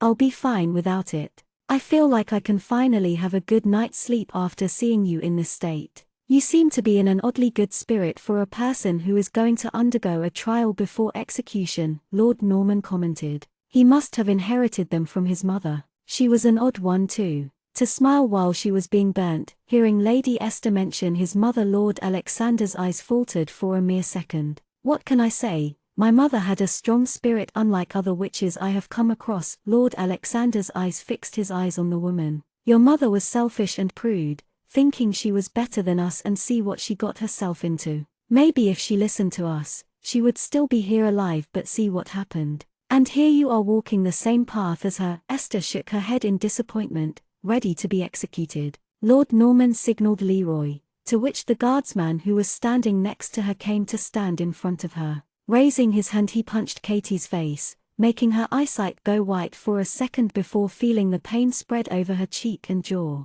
Seeing that the man didn't react and rather stayed composed in his seat, Lord Norman spoke. "Do you know what's so special about Mythwield's punishments?" he asked, smugly picking a hammer-like object from the side and handing it over to the guard. "I don't think I would be interested," Lord Alexander replied calmly, as though the Lord of South had asked him his preference in the flavors of tea. "I insist." Seeing the guard walk towards Lord Alexander, Katie felt her palms sweat at the thought of what Lord Norman was going to do. The South Lord picked the sharp long nails in his hand from the table. "You will love it." The guardsman placed the tip of the nail on Lord Alexander's arm, which was tied on the arm's rest, before he brought the hammer right on it, pushing the nail into the flesh, making Alexander groan in pain. One went after another, from the end of his forearm to the back of his palm, which was pierced with nails. The guard then went to kneel down and place another 2 nails on Lord Alexander's feet. "How does it feel?" "These are specially made for vampires,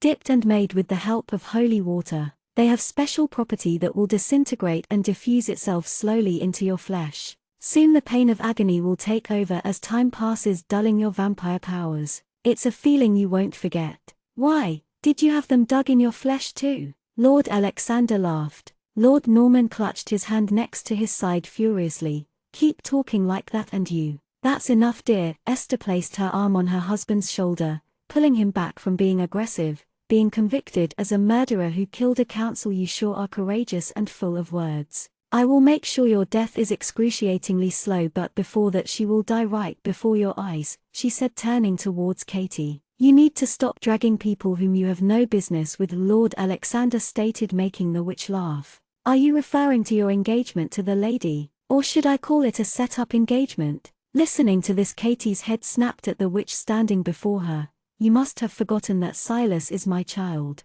Did you think he would betray me? To think he would betray me is a folly. The mother who showed him love and affection. Don't underestimate the bond of a mother and her child whom she had raised. As he is my child, I might overlook what is done, but it does not apply the same for others. You have quite some nerve trying to ruin something I have been working for years. I don't think you understood why your mother died. Soon our goal since centuries will be completed and there will be no one to stop us." Lady Esther. It was Judith who had visited them, her eyes strangely different than the last time she had seen it. It didn't take her much time to realize that the girl was one of them. She wondered how many more witches lived in the mansion itself. "What is it?" "The sisters have arrived and are waiting for your presence to discuss about the ceremony. Tell them I'll be there." She dismissed the girl and gave one last look to the people tied in the chair before leaving the room with her husband. Lord Alexander and Katie were locked in the same room, guardsmen standing outside the room. The building was made extra secure, with the guards waiting at every corridor and ends of the floors, as the person who was held in the underground was none other than the Valerian Lord. Katie looked at Lord Alexander, his eyes closed and his brows furrowed as though in pain. Blood dripped down his fingers due to the number of nails hammered into his arms and legs, one red drop falling after another on the plain ground. "Alex!" Katie called out his name in her mind, unable to bring out her voice with the sight that presented in front of her. With what Lady Esther had to say, it seemed like Silas had changed sides. She wished she could get them out of there somehow. Her hands and legs were bound like him, but in less stressful condition than him. "Are you all right?" asked Alexander, concerned, his eyes open and looking at her. She nodded. "I am all right. How about you?" she asked him, worried. Now that she had spoken, she felt the metallic taste of blood in her mouth. "Never been better," he gave her an assuring smile, even with the dire situation they were in. Chapter 112, Dark Witch Part 2. "Did Silas really deceive us?" she asked him in a quiet voice. "Looks like he did. I am sorry for pulling you into this mess," he sighed. "I should have sent you to the North Empire." But hearing this, Katie shook her head. "Please don't blame yourself over something that you have no control of. Even if it's a little, I would be happy to help you. You don't understand, Catherine. All this while I have used people for my advantage, being able to draw out a plan and execute it. I never meant to get you involved more than necessary, but it seems like the situation went out of control, putting you now in this current state." He frowned. "I cannot say how much my blood is boiling seeing you with those bruises." He said it with a certain edge in his voice. Something had been bothering Katie since Esther had left the room, and she wondered if it was safe to talk about it while there were guards standing right outside the door. Looking at the door warily, she dropped her voice. Doesn't the ceremony of massacre take place on the full moon? If she wasn't wrong, the full moon day had already passed before she and Malthus were captured. It does, but today is the month of Oculus, a day when the moon appears to be full for the second time in the month, which occurs only once in a decade. The moon tonight will emit enough energy for the witches to proceed with their rituals. This was something she hadn't read about when she had been to the library. The witches have planned to overthrow the entire balance of the empire, to have a land of their own. The council would if it was negotiable. They want the whole empire, she murmured. That's why it isn't negotiable. Does this have something to do with the pentagram? You have done your homework well. Alexander looked impressed. If you know about the pentagram, you should know what are the 5 sides of it. The black witches tonight are going to gather under the red moonlight to start the ritual. Light. First with a sacrifice, blood of the innocent, and then by mixing it with their own blood along with a white witch's heart, blood of the witch and blood of the white, finally completing it with a dark witch's blood. These are the 5 sides of the pentagram by which the witches will gain enough power to annihilate any and everything. He explained it to her, and before she could ask anything more his eyes began turning dark. His fingers twitched, like 1,000 nails that were pricking him at a time. Katie could see his manicured nails trying to dig into the metal chair, which screeched in friction. Ugh, he groaned. Alex, she was worried. She never knew that holy objects of God could do this much harm to a vampire. She with Lord Alexander and the others had visited church in Valeria before, but not once did it affect them. Ironically, Lord Alexander even wore a cross around his neck, which didn't affect him either, which would only mean that the witch had added more than just holy water in it. Pardon me, I am in my lowest strength form right now. Lowest strength, Katie thought to herself, her brows furrowed in question, and then she realized, oh no. When was the last time you drank blood from a human? She asked, holding her breath as she waited for him to answer. Since you last left Valeria. Katie closed her eyes in regret. Don't blame yourself. It was my decision. But why? You could have taken blood from someone else. I wouldn't mind it. I don't. She shook her head. Silly girl, do you think a pure-blooded vampire could stay sane with the lack of in their system for 4 weeks? I have been taking blood capsules in place of it. They don't taste that great, but it's manageable, he answered her. Alexander had contained himself from drinking anyone's blood since Katie had left the mansion for his own reasons, and one of them being that he would not touch another woman while she was there. Lord Nicholas had been helping him by providing him blood capsules to cope with his hunger for blood. Unfortunately, when the council members had arrived to retrieve him, they had drawn blood out of him to weaken his body. He needed blood, but none of the guards would get in unless it was ordered by the Lord or the Lady of the South. If she could, she would give her blood without a thought, but with both of them bound to the chair, that option was ruled out. But then Katie thought, if she could somehow get to where he was, then possibly they could turn the tables around. She moved her body, trying to move the chair along with her while making sure not to scrape the ground to avoid any unnecessary trouble. Wait, he said, making her stop suddenly to see him looking towards the door, and after few fleeting seconds he spoke. You can move now. The guards have moved away from the door. Hearing this, she began pushing and balancing herself while moving towards where Alexander was. It wasn't easy or fast, and rather she felt like a tortoise. Unlike Alexander's metal chair, she had been bound to a wooden one, which at one moment of time she almost lost balance and fortunately missed falling flat on the ground. It took her minutes, but she finally made it near Alexander, her chair next to his. She didn't want to know how she even made it there, because the idea of what she did seemed ridiculous in her head. Alexander and Katie gazed into each other's eyes before his eyes trailed down to her lips, to her jaw, and then finally settling it at the region that connected her neck and shoulder. Bending his head down to her neck, he sank his fangs into her skin, feeling the warm and sweet blood seep through his lips. Katie had felt her skin pierce when Alexander had sunk his canines in her neck, feeling her head get dizzy with the sudden amount of blood being drawn out of her body. When he was done, he licked the spot clean, not letting a single drop go waste.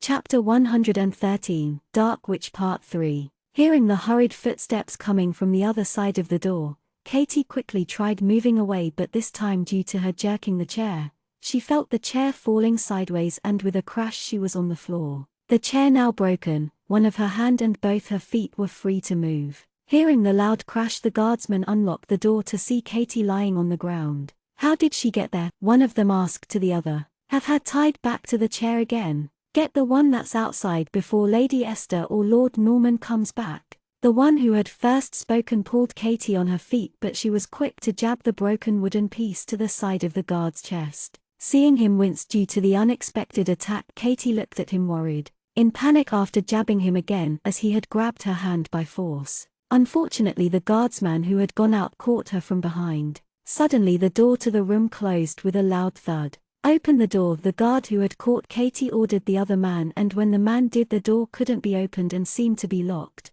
"What the heck are you doing instead of opening the goddamn door?" "I am trying, but it isn't opening for some reason," the guardsman replied while shaking the knob in an effort to open it up, and that's when the three of them heard someone laughing. The guards looked at each other before looking at the man who was laughing in the room. It was the Lord of Valeria, who was laughing with his head lowered down while sitting bound to the chair. The sound of his laugh was sinister, which even made Katie nervous. The guardsman wondered if the Lord had finally lost his mind due to lack of blood. "If you want your death to be less painful, then I advise you to remove your filthy hands off her," they heard him speak once his laughter had died away. "Stop acting high and mighty. A murderer should just shut up." "Oi!" "I don't think," the other guard spoke. "Look at him. He's been hammered with nails. The last thing we need to worry about is him. Do you think we will be scared, huh?" the guard said, pulling Katie's hair painfully, making her scream. When Lord Alexander finally looked up, his expression was calm and relaxed.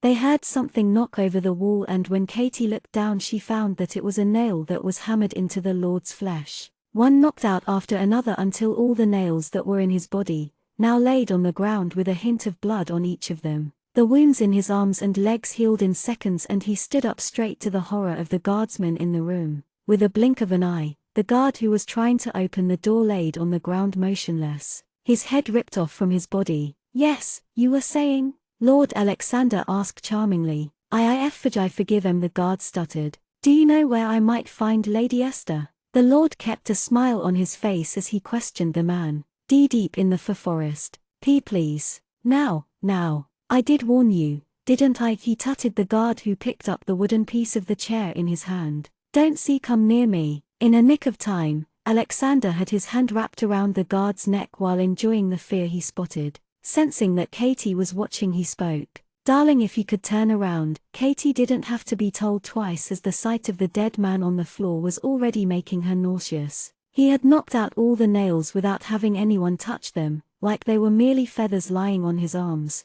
Feeling a hand on her back, she saw that Alexander had blood all over his clothes. The nails, which?" she whispered, looking at him, unable to form a proper sentence. "When a white witch and a vampire marry, there is a rare possibility of the blood combining to produce an offspring having an identical ability such as of a black witch. These offsprings are called the Dark Witches. There have been sayings before of how the Dark Witches would be the cause of destruction of the lands, due to which the secrets of the White Witches have been erased long ago, to save their children, and not many are aware of it." "He was a hidden witch," Katie murmured it in her mind. Somewhere at the back of her mind she had once thought of the possibility of him being a white witch, but to be something along the lines of a black witch was completely out of the box. How different were black witches from the dark witches? Probably by appearance, she thought to herself. "Take this," he said, giving her a sword which he had taken from one of the guardsmen. "Katie, once we step out of the room, it's going to be difficult to stay together with the amount of security that has been put place here. I want you to get out of here and go to the town if possible," he instructed her. "What about you?" she asked him anxiously, and momentarily the look in his eyes softened for her. He leaned down towards her to place a kiss on her lips. "I have few things to take care of. I will distract them so that you escape. I will be fine by myself." One end of his lips raised up in a cunning smile. "Ready?" And she nodded her head, holding the sword close to her. When Alexander opened the door as expected, the guardsmen who noticed them ran at them, one of them alerting the others in the perimeter. Lord Alexander moved swiftly without breaking a sweat as he snapped their neck effortless, giving Katie the opportunity to run from there. Katie ran as if her life depended on it, because it did now. The route Alexander had asked her to take was clear until a guard out of nowhere appeared with his sword in his hand. Their swords clashed against each other, and hearing the footsteps approaching them in distance, she realized she had no time to waste and therefore kicked him right in between his legs. The man fell on the floor as he cursed and groaned.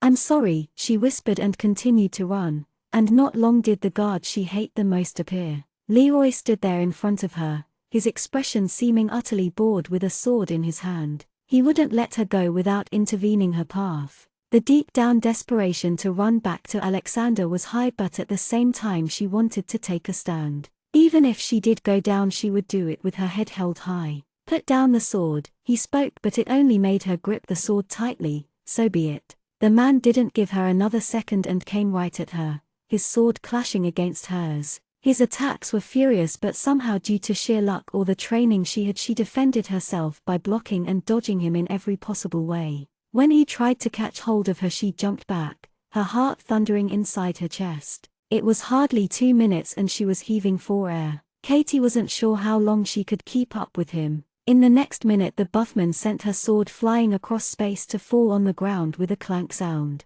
Seeing him swing his sword towards her, she closed her eyes, knowing there was nowhere to run. Just when she readied herself, she heard metals clash above her head. When she opened her eyes, she saw 2 blades against each other, one belonging to Leroy. Trailing her eyes from the blade to the person, she expected to see Alexander, but instead saw someone else, her eyes going wide as saucers. "Yo, little lady, missed me?" the man asked, his grey eyes smiling down at her. Chapter 114, Checkmate Part 1. Leroy was as shocked as Katie, his disbelieving eyes looking at the person who stood behind the woman. "You were supposed to be dead. I keep telling I have been dead for a while, but no one ever believes me." "You see, you cannot kill a person who is already dead," Malthus replied with a smirk, forcing Leroy's sword away with his sword. Katie moved back to stand next to Malthus, glancing towards him with awe and happiness that he was alive. Malthus was alive. She saw the guardsman advance towards him, swinging his sword relentlessly at Malthus. Leroy's sword slashed Malthus' right arm. "Not bad," Leroy commented, "but you're rusty." "I was only warming up," Malthus retorted, spitting to his side. This time Malthus moved quick, his movements fluid like water, and their swords clanked against each other, sparks flying due to the friction. Katie, who was watching them fight, felt someone's eyes on her back, and she turned around to see Judith, the maid, standing there, her head tilted as she looked at her. She looked a little out of character, which went without saying. After all, she wasn't a human but a witch. She had been attended by a witch all this time, and thinking about it made her shiver uncomfortably. "Judith, humans are so gullible and pathetic, believing everything and anything," the little witch smiled at her. "I heard one of my sisters got your relatives real good, burning them and the entire village. The screams are always enchanting. Now that the dark witch has appeared, we have no further use of you. Wastes should be disposed, but don't worry, I'll go easy on you," she said as her human skin began to melt down to show her original true form. Being a young witch, she was impatient, and without thinking she went to attack Katie. Seeing a loose brick on the wall, Katie pulled and moved it with her hand diagonally to hit the witch's face, making the person yelp with pain. Both of them wrestled each other, the witch trying to get hold of Katie's neck while the other tried freeing herself. Katie felt herself suffocate as the young witch squeezed her neck while laughing at her.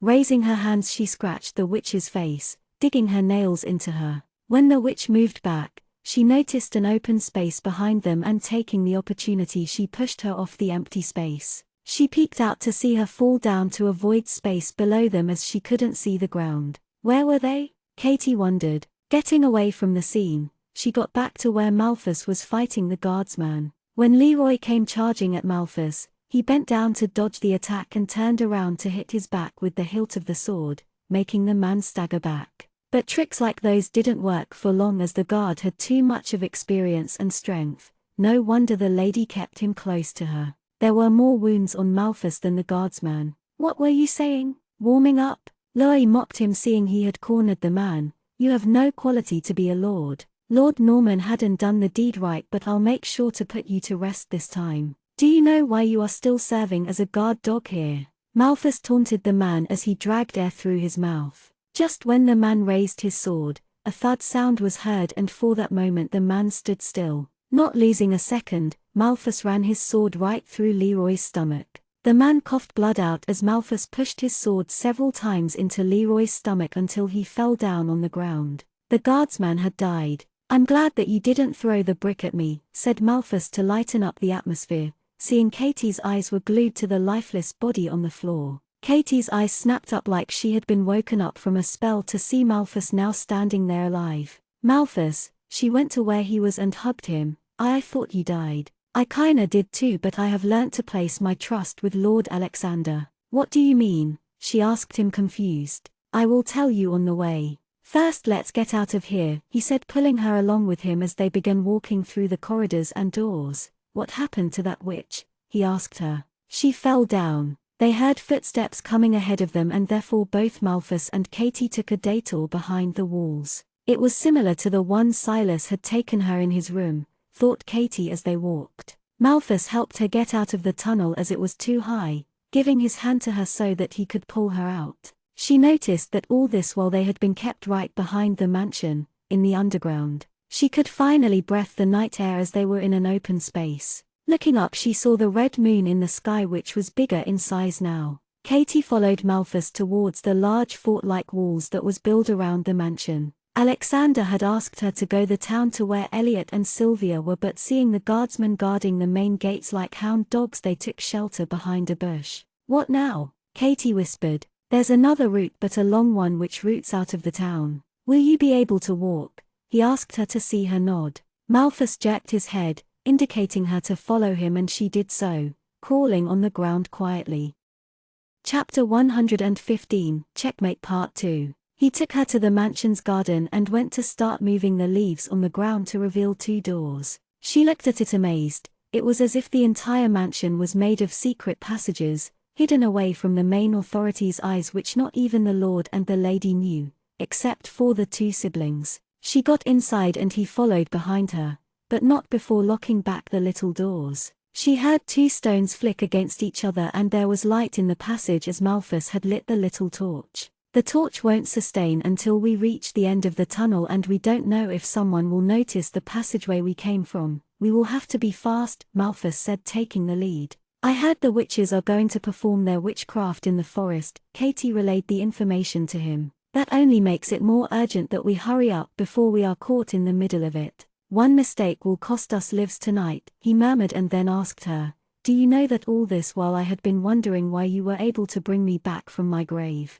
Katie had asked herself that question initially but had never found the answer to it. At one point she had also doubted if she was related to the witches. "You must have already known that Lord Alexander is the son of a white witch. But when a vampire marries a witch, the resultant offspring has a higher, unimaginable power. Rare ones, you could say. The locket that you have around your neck was made by him to protect you." Hearing this, Katie felt her brows furrow. Alexander had made it for her? She looked at the locket in the dark as the blue stone glowed. "He has been in love with you for some time now." She could hear the smile in his voice as he turned back to grin at her. "I don't think he expected it, but when you spent quality time cleaning my grave, the charm stone must have spilled out some magic from it on my grave, enough to bring me back from the dead," he explained. "Is it true that you cannot kill the undead then?" she asked him. "It's not. The nature has a theory of itself where it believes that the ones that live are destined to go back to where they belong. Everyone will die in their own given time," he said as the light began to flicker. Lord Alexander must have known and had taken precaution, knowing that the witches would have cut down any possible means of communication from this land to another, though I wasn't given any details as to what and why. When I met Silas, I persuaded and asked him to make sure I died when you were in the same room, and that he would be the one to take my body out of here without any guards. Please do forgive me for kissing you," he apologized to her. That's all right," she replied awkwardly. She had forgotten that he had kissed her before he had died. "Even though you aren't a witch, you have enough magical spells protecting you, which has been transferred through Lord Alexander. As you were the one to bring me from the dead, it was necessary that I take the same source of magic before I died, which would bring me back to my ghost form in Valeria. It wasn't a sure and tested idea, but fortunately it did work in the end." Knowing how possessive he is, and instead of saying it directly, he had only hinted about the possibility. "Luckily I did figure it out when we were in the cell." "I am glad you are alive," she said, making him chuckle. "So am I, little lady." The light flickered again, this time ready to fizzle out as the flame grew smaller and smaller. It's good that you didn't spend much time in the doll maker's house. Can you imagine a bunch of deranged ghosts after you? What about Silas? Katie asked him suddenly. What about him? Did he do something? Esther said that he told her the truth about him helping Lord Alexander and that he was actually on their side, she said worried. He must have changed the plans. That idiot, Malthus muttered. The torch dimmed out after a few seconds, and they were surrounded by darkness again. I feel like we are going to commit suicide. Why do you say so? Life isn't that bad, you know. You do know that the massacre is going to be done to the town, in and around this land. That's not suicide, that's a sacrifice, he corrected her, and they both saw light at the end of the tunnel. I think you are right, she heard him say when he stepped out, and she wondered what he was going on about. When she looked outside, standing at the end of the cliff, she found nothing until she looked where Malthus was staring at. Taking a step forward, her eyes went wide, seeing the ground below them, where the fire was lit brightly with more than 100 witches standing there. One of them she recognized was Esther. Should we go back? He asked her, but she held his hand. Look there, she said, pointing towards a woman tied at the other side of the fire. It's a white witch, isn't it? But we can't go there and risk the woman in the presence of God knows how many witches are there. Even for a ghost like me, it's utterly impossible. But we can't leave her here. Malthus gave her a dead look, and she returned the look. Okay, maybe you are right. SSH, he placed his hand on her mouth as the witches went absolutely silent. They are starting the ceremony, he said as they heard them whisper spells. Esther pulled the lamb that was tied next to the white witch, bringing the knife she had closer to the lamb's neck and slicing its neck as blood poured out. The witches again continued with their incantation before a random black witch was pulled from the crowd and her head was separated from her body, making most of the witches laugh and cheer. Katie found the whole act to be barbaric. The witches had no soul, no single piece of mercy on their own kind. She realized that even though they had begun the ceremony, they needed Alexander's blood to complete it. Just when Esther placed the knife over the frightened white witch's heart, she was interrupted. Chapter 116, Checkmate Part 3. There is no need for a white witch to die. The blood must be sufficient, they heard Lord Alexander speak. Turning around, they found him standing next to a tree. I heard you let yourself out, and I was wondering when you would arrive here. Have you decided, boy? If you want to join us, Esther asked, her eyes gleaming with curiosity. Join us and you will see what it is like to rule the 4 empires. I am intrigued with your idea, but I refuse. I prefer to work by myself than have partners. You never know which one will backstab you, he spoke calmly. Is that so? Esther smiled, and in a blink of an eye she ripped the white witch's heart out, pouring it into the fire pot. I don't think we have time for chit-chat here then. My sister witches, get the dark witch's blood, she ordered, and all the witches turned to face him, taking their witch form. The witch closest to him went to attack him but was thrown on the ground in no time. They heard gunshots as a witch fell flat on the ground. Turning around, they found a man standing near the dead, white witch's body. Good evening, Lady Esther, Lord Nicholas greeted her with a smile. And soon the witches began swarming everywhere, few trying to escape as more gunshots were heard while others attacked them. Malthus, there are others here too. Katie turned towards him to see he wasn't there anymore. Malthus, she sighed, he had disappeared without a word. The witches began sending curses through the entire place, sparks flying everywhere and anywhere, and Katie ducked from one of them in time before it could hit her. Suddenly someone threw a gun to where she was. Looking up, she saw it was Sylvia. Thought you might be bored. Use this, and she went to fight the witches. She had never used a gun before, and as the thought went across her mind, a witch jumped up to where she was. She closed her eyes out of fright and pulled the trigger, making the witch fall. Unfortunately, she didn't know the bullets in it were limited, and by end of getting away from the witch, she had poured everything at a single go.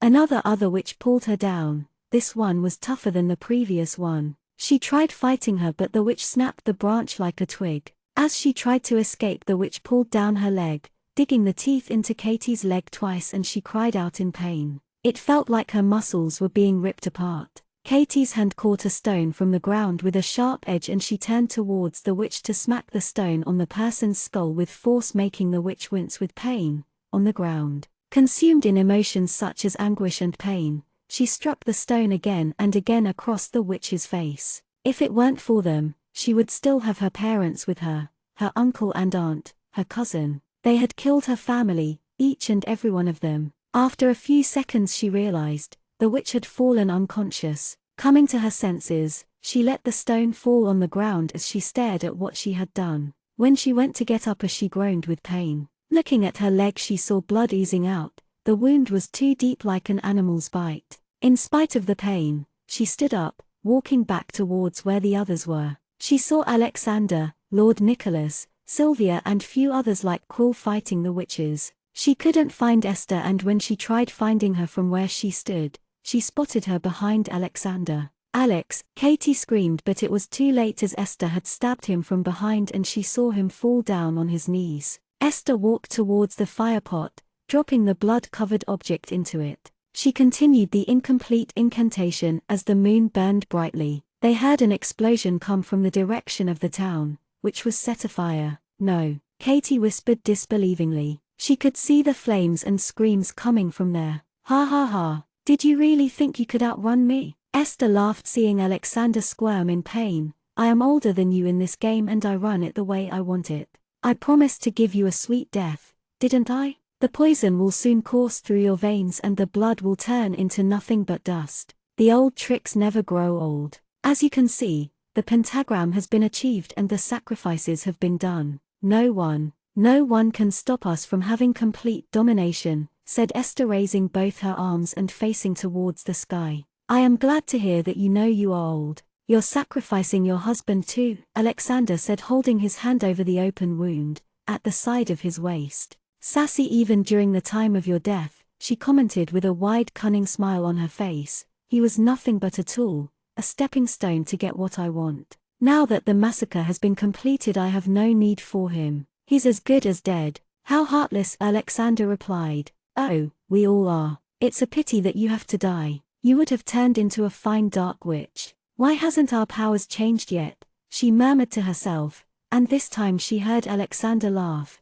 "Is the fear of death finally affecting you?" Esther," Alexander tutted her as he got up from the ground. "You are getting old. Did you forget that the pure-blooded vampires cannot be killed so easily, even though if it's your own handmade poison? I am sorry, but your old tricks don't work on me. How ignorant are you? So what if you aren't dead now? You will be soon," she said, sending a branch towards him, but he only had to raise his arm to stop it. "Did you really think the massacre has been completed when the town is still safe and sound?" "What do you mean?" Esther asked him skeptically, her blue eyes narrowed at him. "You have been playing the game just like I want. Let me explain it. For the massacre to take place, you have been cleverly taking precautions by providing the poor with a series of houses that has been taking a pattern of pentagram. To the townfolk you were a goddess, but how they know that the very goddess is setting their death? When you captured me I had sent my men to break the link, to demolish the houses. Something you've worked for months. I took it down in 2 days," Alexander explained. "You are a fool to think we would believe your words. Look at the fire and the screams," one of the witch exclaimed. Chapter 117, Checkmate Part 4. In the town of Mythweald, there was a huge uproar on the town side that faced the forest. Men pulled carts holding barrels of liquor, pouring the liquid into the heap of fire along with the accumulated garbage in their town. "That's right, people, it's time to clean your land," Elliot said encouragingly to the townsfolk. "The cleaner the town, the healthier life you provide to your children." After acting as an architect and helping the townsfolk, Elliot had become a fond person to everyone. He had later gone on to pick a young boy's illness as to why children often got sick, persuading them to clean their town before it was too late, which was why they had a heap of garbage being burnt along with few expired liquor now, which was actually fine to taste. "Is this okay to be thrown?" a middle-aged woman asked, holding a sack of vegetable skin. "Of course, throw it. Everyone in line, you will get your turn," he said while sitting with a mug of wine in it. "Come on, show me your spirit." Yeah, the townsfolk screamed in enthusiasm. Taking a sip from the mug, he hummed in appreciation looking at it. "This is good stuff. I should have these packed too," he murmured. Back in the forest, Esther realized that they were deceived. Not waiting for the others, she made a quick dash to the forest, but Alexander was faster than her. The battle was resumed again, the witches getting overpowered by the vampires and humans as all of them were killed one by one without mercy. Alexander pulled the trigger of the gun, hitting Esther's leg with the bullet to injure her. When he went to stand in front of her, the witch tried getting away, leading to another gunshot. She screamed in pain. "If you already knew, you could have killed us earlier," Esther said, taking a deep breath. "What can I say? I enjoy torturing my prey before going for the kill," Alexander said, looking at her. "Not so soon," she laughed before disappearing into thin air. Katie's eyes widened, seeing the witch disappear right in front of their eyes. It seemed like Alexander had caught sight of her, and he trailed the woman in the opposite direction, deep into the forest. Even though Lord Alexander's mother had passed her blood down to him, he didn't have the powers like a black witch. Using vampire instincts, he caught onto her, and seeing her about to mount her broomstick, he pulled her down, which resulted in her thrashing down on the ground. He dodged her cursed spell when she threw it right at him, one curse following another. One of the curses hit him, sending him towards a rock, his head hitting right across the stone. Getting up, he sped towards her with an inhuman speed. He ran the broken branch right across her chest, but that didn't kill her. She clutched her stomach while trying to move where her broomstick laid on the ground. The next second she blinked, the broom wasn't there but was in his hand. "Well, look at that. Seems like this responds to anyone if he or she is a witch. What a traitor!" Alexander broke the broom into two halves and threw it to the ground. "You are just like us. There is still time. Join us," she said, standing up on her feet, with an undertone of desperation in it. "You will die just like your mother because you carry her blood. The humans aren't forgiving. I have learned that well, but you're forgetting something, darling," he chuckled. "You set my mother's death. Do you really think people remember about it, something that took place many decades ago? Right now I am only a pure-blooded vampire, a lord, and you a witch. You cannot frame me. I am Esther Norman, Lord Norman's wife," she said, dragging herself away from him.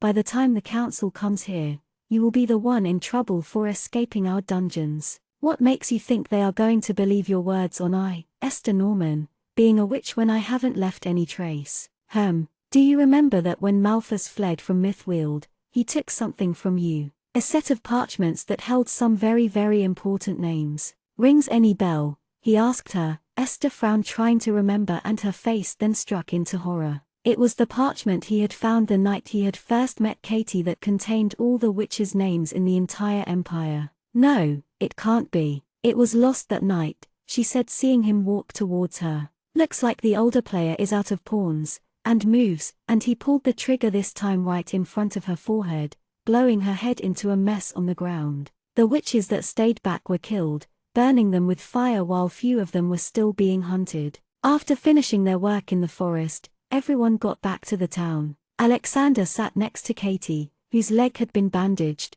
Though Alexander had been stabbed, the wound had healed by itself in less than half an hour. Lord Nicholas looked unharmed, while Sylvia and the others suffered few minor injuries. Alexander and Katie hadn't spoken a word, except for their hands linked together. Katie saw Malthus tending his brother's wounds, as Silas had lost too much of blood. By the time Malthus had reached the mansion, Silas was found sitting next to his father's dead body, covered in his and his father's blood. It was no doubt that Silas had killed him. "What will happen to Mythweald?" she asked, now that both the lord and the lady had been killed. "One of them will be taking the title of lordship," he answered, looking at the siblings. "But the council? It's been arranged, my precious girl. The head council was involved in this one too. I am sure they'll overlook what happened today, taking only the good things into account." Everything is finally over," Katie spoke softly, her eyes tired. "Indeed, it is. Are you sure you don't want to sleep?" he asked, concerned. "You look exhausted." "A little sleep would do you good." He ran his thumb over the back of her hand to see her nod her head. "Alex," she called out his name anxiously, "can we go back home now?" And she saw him smile. "Of course. Let's take you back home." Chapter 118 Epilogue. "There, I think it's done, Daisy," the elderly woman murmured as she pulled a piece of hair from the young girl's head from the front, placing it at the side of her temple. "What do you think, Miss Sylvia?" Sylvia, who had been looking out of the window, turned around to smile, looking at Katie. "It looks perfect. Just like how a beautiful bride should look." "My, don't be nervous," she said, seeing Katie smile nervously. "I have a lot of butterflies in my stomach right now," Katie said, staring at her reflection in the oval mirror on the wall. When she turned her head to the side, she could see the white roses that was placed at the back of her hair. After a few weeks of their return to Valeria from the south, one day when they were returning back after visiting her family's grave, Alexander had asked her hand in marriage, and without a question she had said yes to him happily. She was fortunate to marry the one whom she had fallen in love with, she thought to herself. When he had asked her to marry him she was ecstatic, but at the same time she was bothered by the fact that her time here was limited compared to him.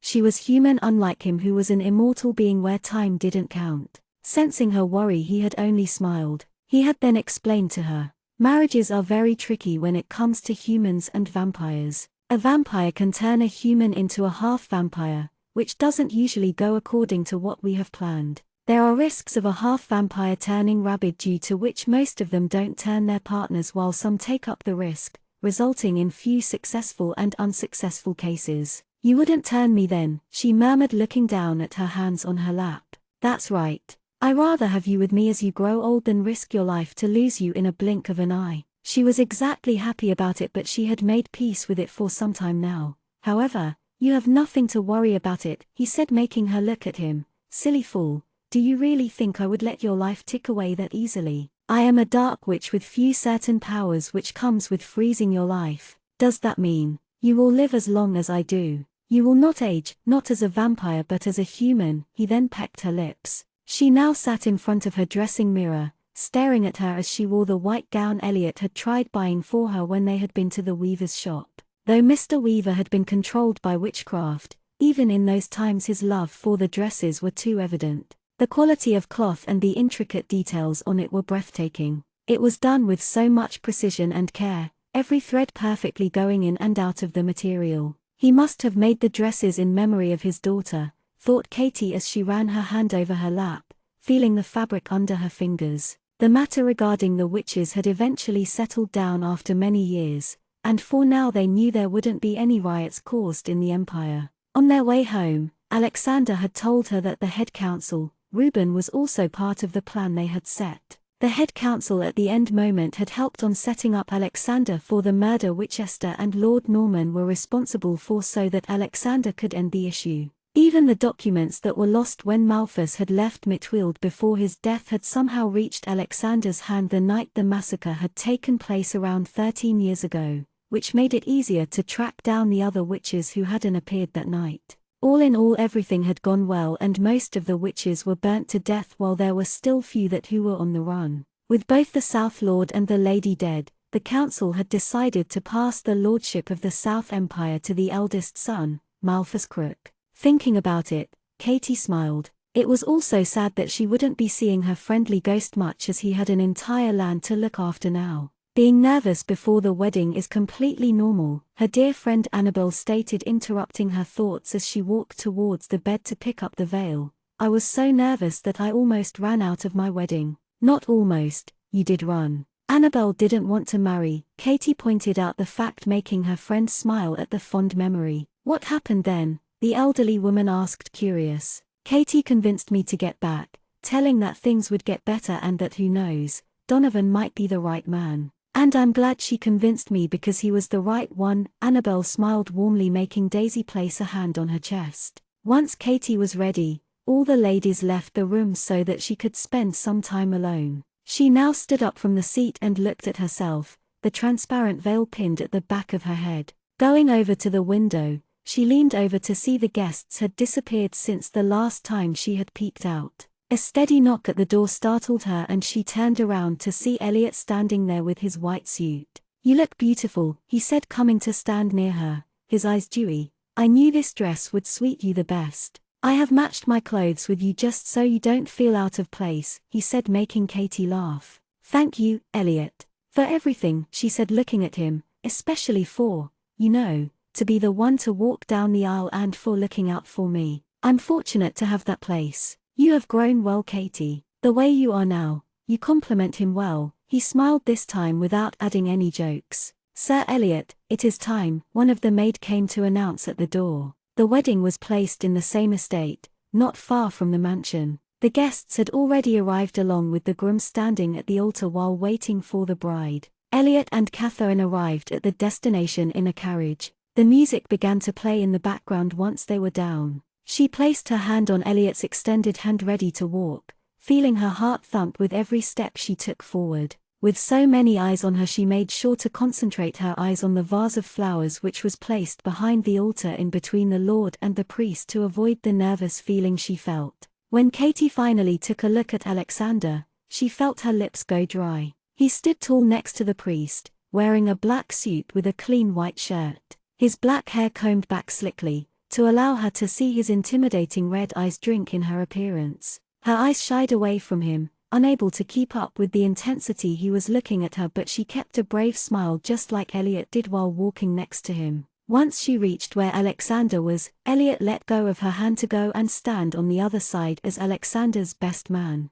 Soon the wedding ceremony began and they began to exchange vows before the priest announced them as husband and wife. Elliot was the first one to have the wedding dance with Katie. Many guests had arrived at the wedding. The council, the lords from other empires, high-class vampires, but also the humans. Paul Travers and Caroline Barton were present there too. Paul, who had been speaking to one of the guests, looked at the bride and smiled. She looked the prettiest when she smiled. His stepsister wasn't happy though, who was sitting next to him at a table with an unhappy expression, not that it mattered. As the song came to an end, Katie heard someone ask her, "May I have a dance with you, milady?" It was Malthus. Taking Elliot's place, he bowed at Katie before he led her for another dance. "How are you doing?" she asked him. "Not bad. My father left the South Empire in quite some mess. Bringing it back to shape is going to take some time. A lot of work," and he then said, "You look very happy." "I am," she nodded with a smile. "Silas is here too." "He doesn't look happy," she noted, seeing his sibling sit at one of the table with a grumpy expression. "Ha ha, don't heed to his mood swings. He's been like that for some time now. He was too stubborn to go, but hearing I was going he tagged along. I will miss being your guard." "Me too," she said, a little sad. "You can visit me with Lord Alexander," he said. Completing the dance, he bowed his head again and then let her hand go, walking towards where his brother sat. Silas, seeing Malthus walk past him, got up from his seat to follow his brother. "Are we leaving?" Silas asked, catching up with Malthus. "Is it all right leaving without saying anything?" "It is," Malthus replied, getting into the carriage knowing what Silas was hinting at. "We have lots of work to do and you haven't completed your paperwork yet. Come on now." Back at the wedding, Alexander had one of his hand around Katie's waist and the other holding her hand while she rested the side of her head on his chest, swaying to the slow music. She smiled, feeling Alexander tighten his hold on her. To know that she would be the one to spend the rest of her life with him, she looked up at him. "Something bothering you?" he asked her, tenderly moving the piece of her strand away from her face. "I feel like everything is a dream, like it's so unreal that I am your wife now, and you are my husband," she said. "Don't worry yourself about pointless things," he said. "With the days and nights that are yet to come, I will make sure to imprint it in your mind and every part of you that you belong to me and I to you." He then leaned down to place a loving kiss on her lips, which she returned back with same vigor. "I heard something from Malthus," she said after pulling back, making him tilt his head in question. "And what might that be?" "The charm stone you gave me. You didn't really buy the charm stone from the carnival but personally made it for me," she revealed, to see the side of his lips quirk up. He said, "Knowing how trouble kept finding you, I had to do something." He then pulled her close to him. When he whispered the next words, she felt her heart melt. The spider just couldn't resist to leave this butterfly alone. The end. 119 Death of the Ghost, 2. Malthus had taken a seat on another headstone, leaning his back as he stared down at his mother's headstone in deep concentration. His once beautiful mother had breathed the last of her remaining time after giving birth to the second child. Since his stepmother had appeared in their lives weren't the same, and it had changed his father. Infidelity came to his father as a first nature, forgetting his own wife whom he once loved to be replaced by a younger woman for her beauty. Malthus had come to not only hate the new woman's existence but also his father. He might have been young, but his memory was bright as the sun that shone up in the sky right now. The voices at the back of his head were clear, the screams and cries clouding his ears as he sat with his back against the unknown's tombstone of the time when he was small. "What are you screaming about?" his father yelled at his mother. "Be grateful that you are still allowed to live here and I haven't kicked you out," his mother cried, her clothes tattered as she laid on the bed with tears that streamed down her cheeks. Malthus hadn't known at that time, but now that he thought about it, his hand which rested on the stone tightened, his jaw ticking in anger as his grey eyes continued to stare into the abyss. Pulling out the cigar from his pocket, he lit it with a matchbox, unashamed to smoke in front of his dead mother's grave. His whole family was soiled, and though his father hadn't literally killed his mother, he had driven her to this state she was put in. In the coffin. Taking a long drag from the cigar, he puffed out the smoke. It was a habit he had picked recently, often smoking when his mind wandered off to the past. There were plenty of times he had thought to leave this place, but he couldn't. Not when his baby brother Silas was still here, who was a naive child. He was the only reason that kept him here, or he would have long gone. But then where would he go? Thought Malthus to himself. Though he didn't want any part in the family, he was forced to adhere to the rules until he stayed here, to be the good and respectable child as his swine father expected from him and his younger brother.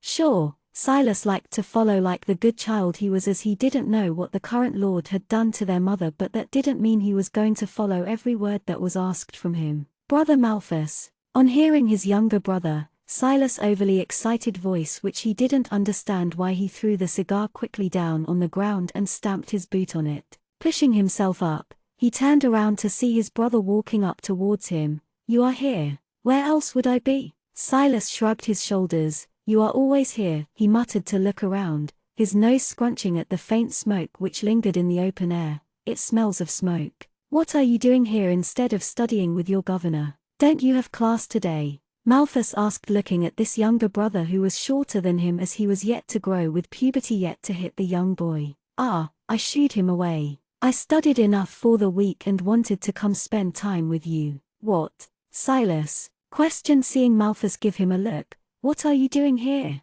You are always here. Even your mother will be tired of seeing your face every day, he joked, bringing a small tug on Malthus' expressionless face. You should show it too. I am sure if she's around she would appreciate it. Malthus' words were casual, and though his face was looking away from his younger brother, he saw from the corner of his eye how his brother didn't bother to look at the grave he had been spending time with. I did. I am here now, but I didn't know her. She's your mother. He heard the muttered words coming from his brother's lips, and even though Malthus wanted to correct his siblings' words, he decided it was for the best now that he didn't know that they weren't stepbrothers who shared only the father but also shared the same mother, who wasn't the second wife of the Lord of Mythweald. By words and facts of others, Silas was the son of Esther, but in the truth of what only Malthus and an old servant knew was that the younger boy was the son of the deceased wife of the Lord. Silas shared attachment towards his elder brother, following him like a puppy for his brother's attention, but he held no emotional attachment to his own mother, and that itself was sad in Malthus' eyes.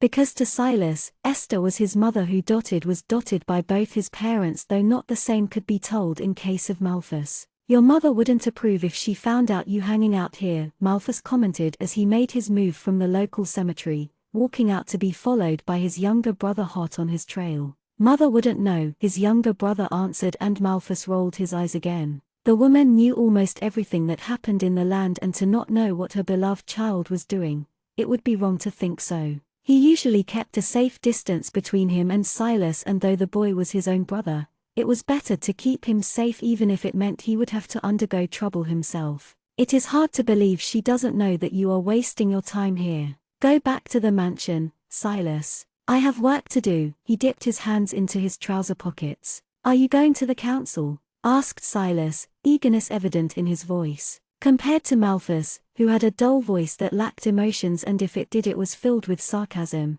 his younger brother looked much alive, who resembled a rabbit. Yes, I need to send the papers which father wants it to be approved, he responded back, and feeling the curious eyes on him, he decided to give out a little more information to feed the curiosity of his brother. It is on the acquisition of the land that is situated near the border river of Mythweald and Valeria. There have been a recent dispute on which lord should acquire the land, as it has been left unattended 4 years now. It should belong to us, Silas exclaimed, to get a light head chop from this elder brother. Ow, what was that for? It doesn't belong to us, Silas. It belongs to the Valerian lord. Father is interested because, he trailed, wondering how to better word it out. Because, Silas waited for his older brother to continue. Father is interested because Lord Alexander wants it under his name. It was the truth, but the entire truth was that his stepmother had pushed his father to go ahead and acquire the land under their leadership. What he didn't understand was why the woman was interested in this particular land.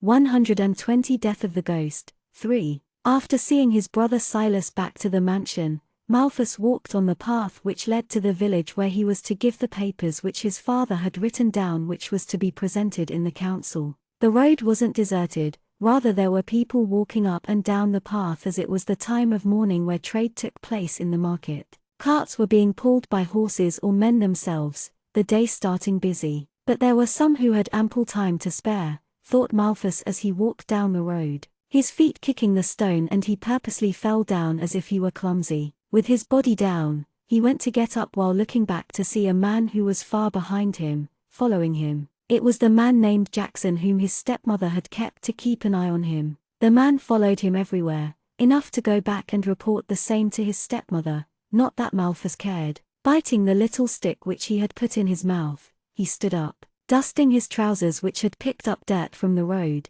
he continued his walk while his grey eyes scanned the people who walked and passed by him. Entering the village where he was supposed to go meet the magistrate, he walked until he reached a bustling busy street.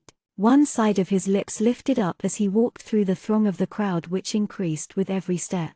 The man could hardly keep up who had been following him diligently. In no time, Malthus had switched the street to an alley before doing it over and over again, where the man could hardly keep up with his speed. The man who was following him was a human, and so was he, but he was a smart man. One of the advantages of being him was that he knew every nook and corner of the villages around their mansion. Therefore it was that much easy for him to switch to another street without anyone's notice if one were following him. Hiding behind a wall right away when he saw the man walk by, he slowly stepped out before going in the opposite direction with a chuckle. The men who worked for his father and his stepmother were utterly stupid. Stupid enough that there were times when he was ashamed to call them his family, or rather was it when they commented of him not being part of their family. He couldn't think what it was. Having been able to ward off the annoying man, he decided to walk further away where no one could find him. Going to a safe place, he looked down at a woman who walked on the ground, her open hair flying in the air as she carried the bucket of water with her hands,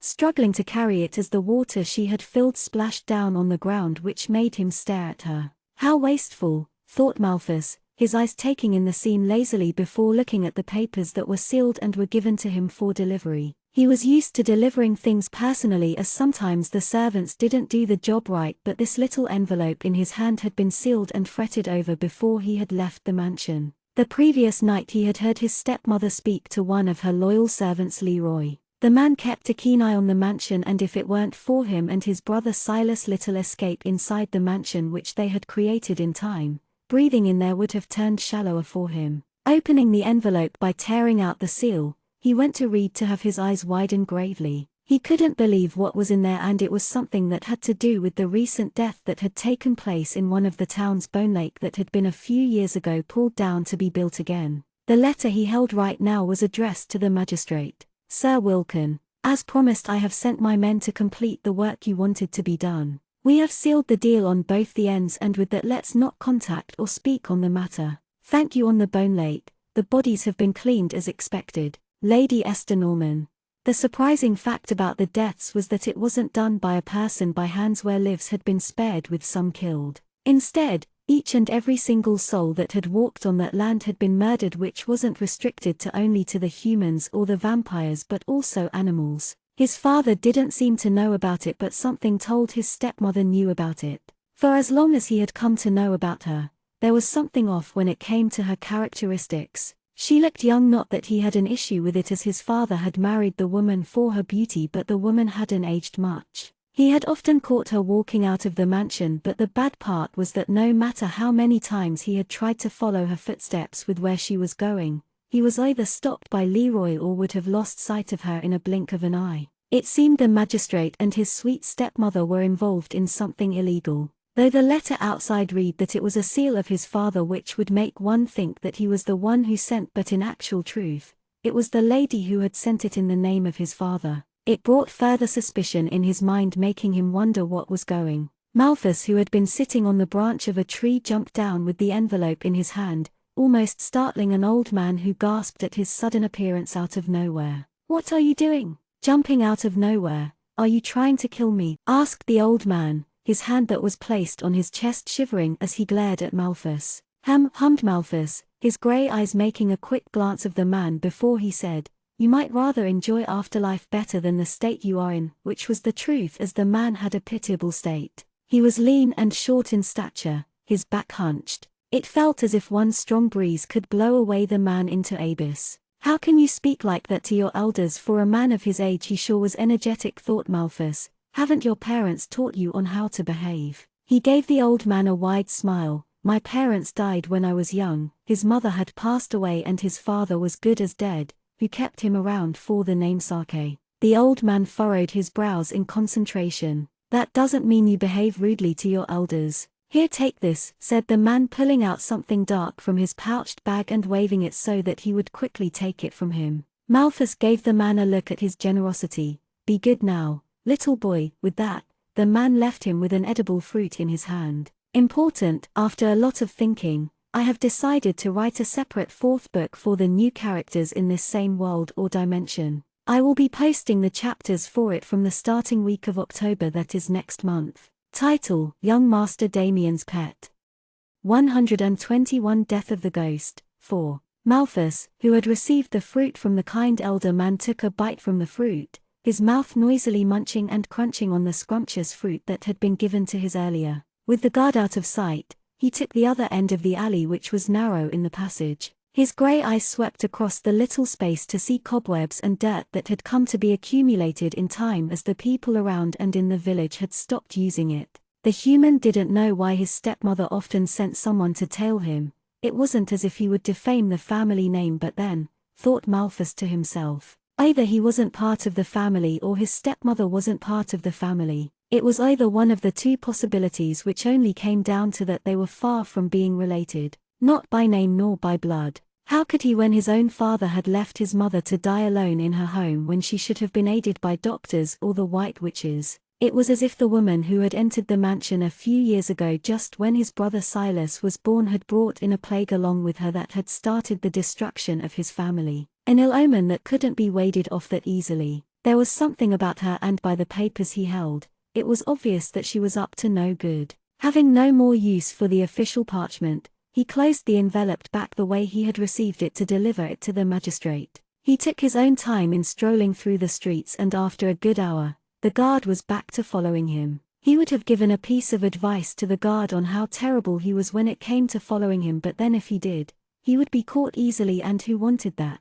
Not him, at least. He whistled loudly, the sound of the bustling crowd drowning his whistle and him along with it, such that the guard lost him again. Arriving back at Norman's mansion, he made around, his footsteps casual while trying to pick every single person who worked in and out of it. Was he imagining it, or did the servants start to dawdle a little more than usual? Sure, they were working, but every movement of his felt like he was being watched. Master Malthus, a maid came to greet him who was holding a bunch of flowers, and before he knew it, he sneezed loudly for it to be followed by another sneeze. "Are you all right?" she asked, worried for him to wave his hand. "Take it away, Daffy. I am allergic to it." He scrunched his nose as he felt something in his throat. "Pardon me, let me pull out the plants which we planted out in the garden." "Planted what? What do you mean?" "What?" the maid asked, who was newly appointed by himself. Having a better knowledge of the condition that their people were in as he often went out, Malthus had offered the girl a job in the mansion when he had met her on the street.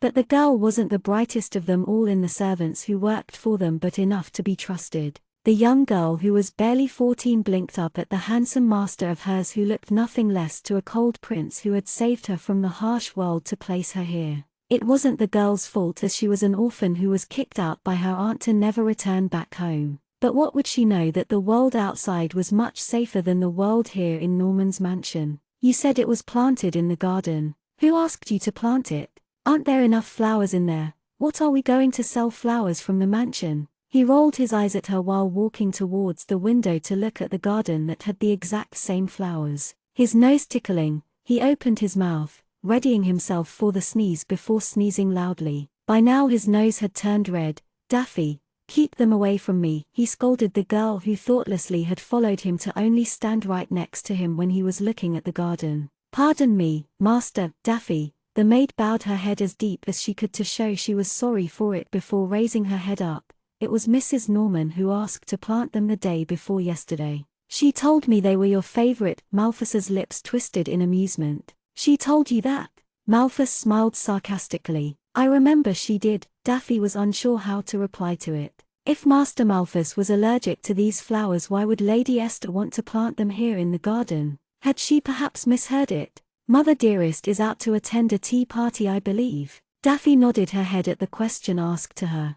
Good, now be a doll and remove all the plants from the garden. I don't want a single speck of pollen or flower around in this mansion. I will ask someone else to assist you to make your job easy and faster. Malthus brought his hand to his face to sneeze again, his ribs hurting with every sneeze that erupted out of his lips. Sniffling, he started to walk away from the maid back to his room. Damn woman, he cursed his stepmother. He couldn't leave even if he wanted to. The worst was that he wanted to move out of here, to start fresh, but at the same, he couldn't do it. He hated his father and the stepmother with passion, but that didn't mean he harbored the same hate when it came to Silas. Reaching his room, he stepped in and turned around ready to lock while also making sure no one was watching him, but to his demise, there was a girl who wasn't Daffy who watched him before he shut the door close. It looked like he would be extra careful due to the rain the woman was spreading in the mansion. It reminded him of the story he had read from folklore. What was it called? Cindy and Stepsisters, was it? Unable to recall the name, he threw his shoe to the corner of the room before going to his bookcase where the books he had often collected were placed here. It wasn't anything special and were rather ordinary books where one would ask why was it special then, that Malthus forbid anyone touching or even breathing next to it. He ran his hand across the books before pulling out certain books randomly and stepping back for the bookcase to divide into half and make way to an empty hollow-looking passage. It had taken Malthus years to create passageways since the time of his mother's death. What started as a simple safe went to form as a linking tunnel in the mansion in the walls without anyone's notice. Of course, it was impossible for him to carve the walls without a noise, for which he had gone to the black market to buy a bottle from a black witch which avoided the sounds that came from the inside to go out and let anyone notice what he was up to. He had let Silas use it, but very rarely, as the woman who was currently married to his father had a hawk-like eye on her son as if a crow would take away. He used it to move from one part of the mansion to another, coming to stand near the window of the woman's room which was empty. This was an opportune time, said Malthus to himself, as it was very rare for his stepmother to leave her room, or rather the mansion. Thinking about it, he opened the window carefully before jumping inside the room and closing back the window. The room gave out a faint smell which made his stomach churn as he walked around, his hands running through the cupboards and clothes before coming upon a box that was placed below the bed. Pulling it out, he opened it to find the little set of bottles that were colorful to look at. Having never come across something like this before, he wondered what they were. Picking one of them, he looked closely at it to shake it. There were little labels that were set, but never had he ever heard about them in his life. What were these? On one of them was written spitgrass. It was one of the unique or odd ones that stood out of them all, clear like a liquid while the rest were colored. Taking it out, he put it in his pocket and then closed the iron box before pushing it back to rest right below the bed before he had disturbed it. There was nothing else that stood out in his eyes. A single safe box laid on the table out in the open. Having already figured how to open a safe box after playing the locks of the mansions over the time since he had understood about it, he walked towards it. His stepmother had placed the safe as if taunting and daring the people to open it, knowing well no one would dare to open it. Before he could go closer to it, he heard someone turn the knob of the door, and with the slight creak that produced at the handle. When a maid arrived at the door, she stared straight at the window which was closed. Her eyes glancing around the room, she took in a deep breath. The scent of a human, someone had entered the mistress's room. Spitgrass, for the ones who don't remember this, was used in Bad. It is used as a corruption ingredient, the last remaining bottle. Don't forget to vote with your power stones. For readers reading Bad and Penny, you can vote for those two books and keep it above top 5, Penny, and top 20 rank, Bad. Ash_Knight 17. Chapter 122 Death of the Ghost, 5. Hearing and seeing the knob turn around, Malthus had quickly jumped out of the same window he had got in, but he never left. He stood right next to the window, with his back on the wall while waiting for the maid to leave. Though the maid had smelt the presence of a human in the room, she didn't know that the person who had entered was still nearby watching her through the window as he peeped in. Having enough practice of hiding and jumping from one building to another, Malthus waited as he watched the maid for his mouth to open wide to what he caught in view. The maid who appeared normal had suddenly started to change, her pale smooth skin turning dark and coarse in nature, replacing her entire appearance from a human to a black witch. He gritted his teeth at this. Black witches were not welcomed in any part of the land unless in Bone Lake, where they disguised themselves to sell things they made for different benefits. They were vile creatures who were cunning and cruel, abducting children and others from the villages and town to make use of them. Malthus wasn't part of the council that governed the laws of the four lands Valeria, Mythweald, Wovile, and Bone Lake, but that didn't mean he wasn't in the loop of what occurred in his own land. Having visited once or twice to the council, he had heard enough stories to know that one had to beware of the black witches who took on the form of humans to blend and avoid suspicion. How could it be? What was a black witch doing here in the mansion? Thinking now wasn't the best time to linger around, he slid down the pole which was outside before the maid could come and open the window to see if there was anyone out there. Taking his route back to the secret passage, Malthus returned to his room, closing the bookcase to make it seem normal. Just when he opened the door to step out of his room, he saw a person standing right in front of the door. It wasn't Daffy but the black witch he had seen in his stepmother's room. "Master Malthus, I bought you juice. What is it?" he asked testingly as he eyed the tray that held the glass with orange liquid. "It is orange juice." The maid or the black witch bowed her head.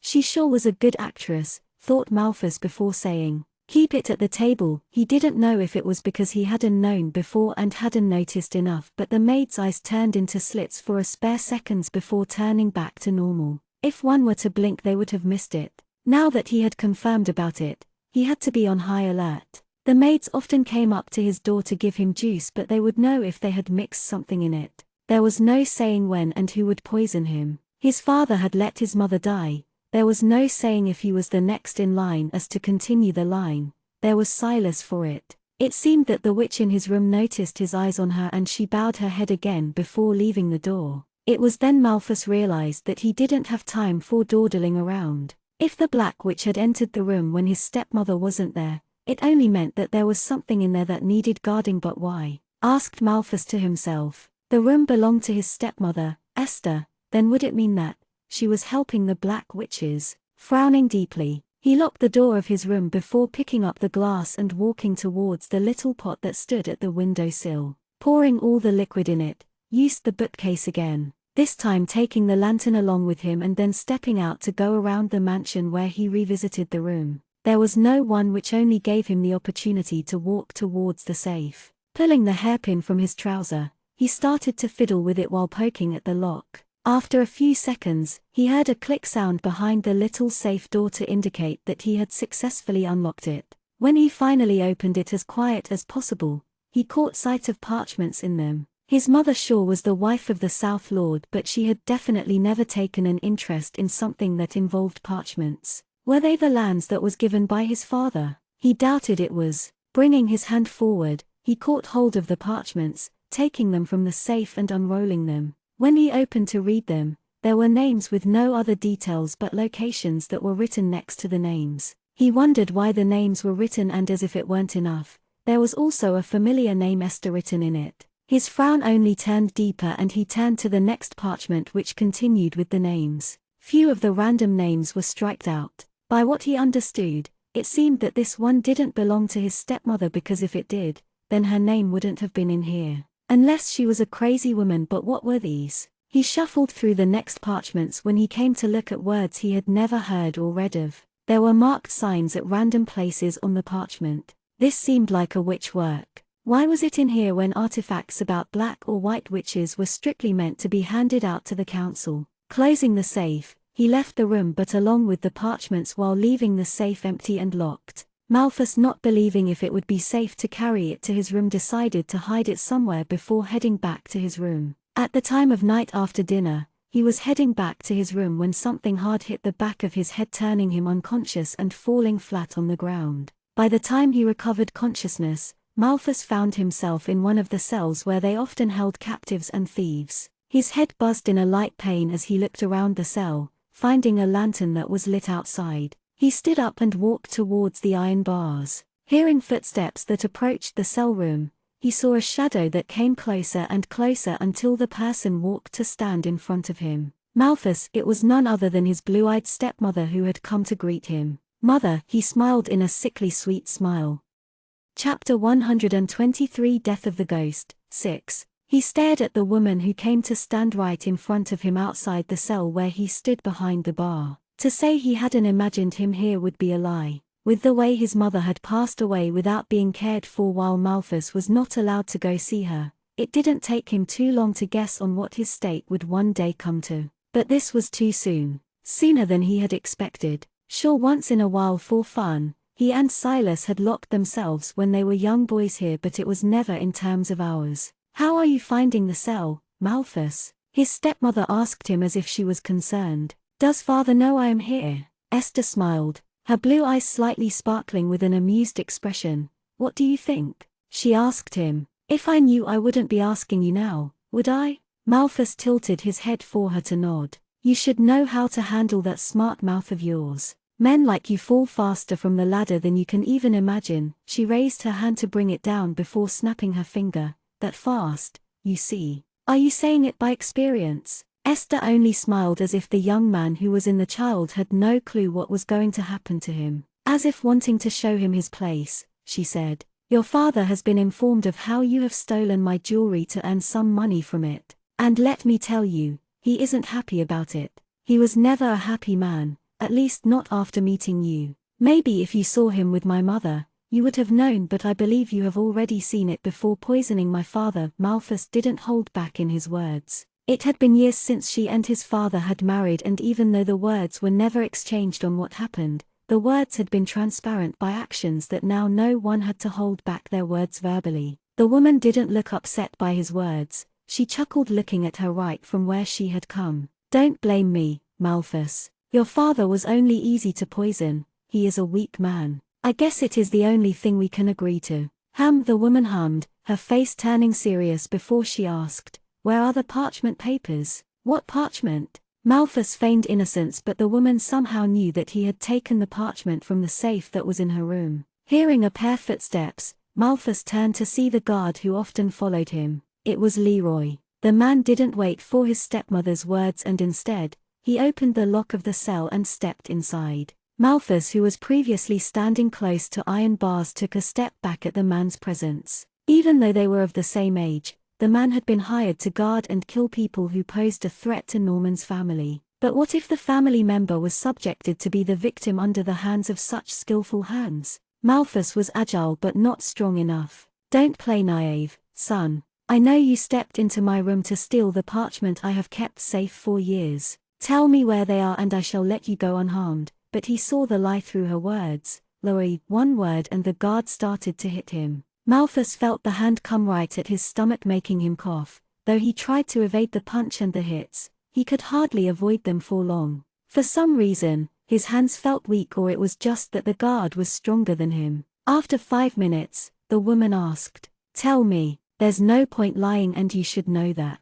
You might think you are smart, but you should know that this mansion doesn't just belong to you, but it belongs to me too. I am the wife of the Lord, and no matter how much you hate it, it doesn't erase the fact and truth. Where are the parchments?" she continued to ask when Malthus started to cough blood. The series of punches were too much for him to handle. That the more he coughed, the more blood spurted out of his mouth. "I don't know what you are talking about," he heaved for air, a smile coming to form on his lips with bloody teeth which looked like he was jeering her. It appeared that the parchments were very important to her, as he could see anger bubbling up in her eyes. "I found this from you," she said, bringing up a little bottle. "Don't tell me it jumped into your pocket from my room. Where are the parchments?" Receiving no answer, she closed her eyes, taking in a deep breath before exhaling it out and opening her blue eyes back to look straight at him. "All right, if you're going to be stubborn and lie, go ahead. But you aren't going anywhere from here, Malthus. Until you don't spout where you have hidden them, I will make sure these walls have heard your screams of agony well." "Leroy, you can continue," his stepmother said before walking away from the cell. By the time even the guard had left the cell, Malthus laid on the ground motionless. He wasn't dead, but he was soon going to be dead if he were going to be beaten like this. Bringing up his hand up to his lips, he flinched in pain when he touched the cut that had formed on his lips. For her to be this angry and to lock him up in the cell, it only showed how important those papers were. If he had another day, he would have got it examined from the local priest of the church. But that had little chances, as he was locked in here now to know what those names and inscriptions meant. But who had the time for it? Thought Malthus to himself. The woman, after returning back to the mansion room, paced back and forth in anger. Those parchments were the ones she had acquired from the White Witch of Valeria. Those were precious not because they had names of her sisters, but also because there were spells she couldn't crack open even after so many decades had passed. She knew those were spells, but she didn't know how to use them. Those were high magic which had been passed through generations of the previous White Witches, which was equal to gold. But what use was the parchment of spells that she couldn't use? It was as if giving a person fire to cook but with no grains in it. When the maid arrived at the door, the servant asked, "Did you have any luck, Sister Esther?" The maid's tongue turning to a serpent that slithered in and out of her mouth. "He has hidden it somewhere." Esther gritted her teeth, her skin cracking to show up the scaly skin before it turned back soft to a human skin. "The guards have already been sent around the town to look for it. And even here. He must have not gone far, as he never left his room. He's not an idiot to leave it in his room, and the parchments are thick that you cannot hide." "I checked everywhere," said Esther, but she hadn't looked through enough, as she never came to notice the hidden passage that led from the bookcase to the insides of the mansion. "He will spit it out in time. Humans are delicate creatures and easy to break." Esther didn't respond to it and instead fished her pocket from the dress,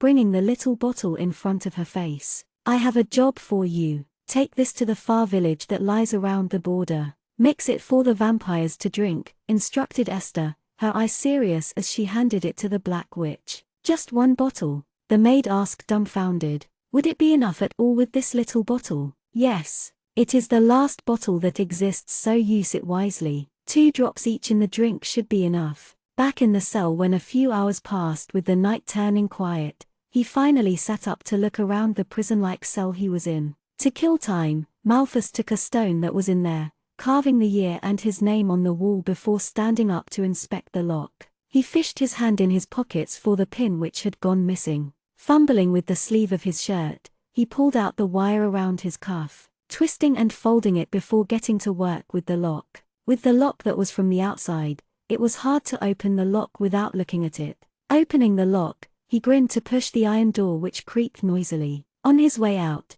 he caught sight of some of the prisoners inside, and though he would like to free them, Malthus had no time for it. He walked past them, slipping from the eyes of the guards to go the tree where he had placed the parchment, which was right next to the mansion. Climbing up the tree, he retrieved it, which had been safe since the time he had left it. Just as he stepped down the tree, a guardsman of the mansion who was taking around caught sight of him and started to alert the others. "Thief! Catch him!"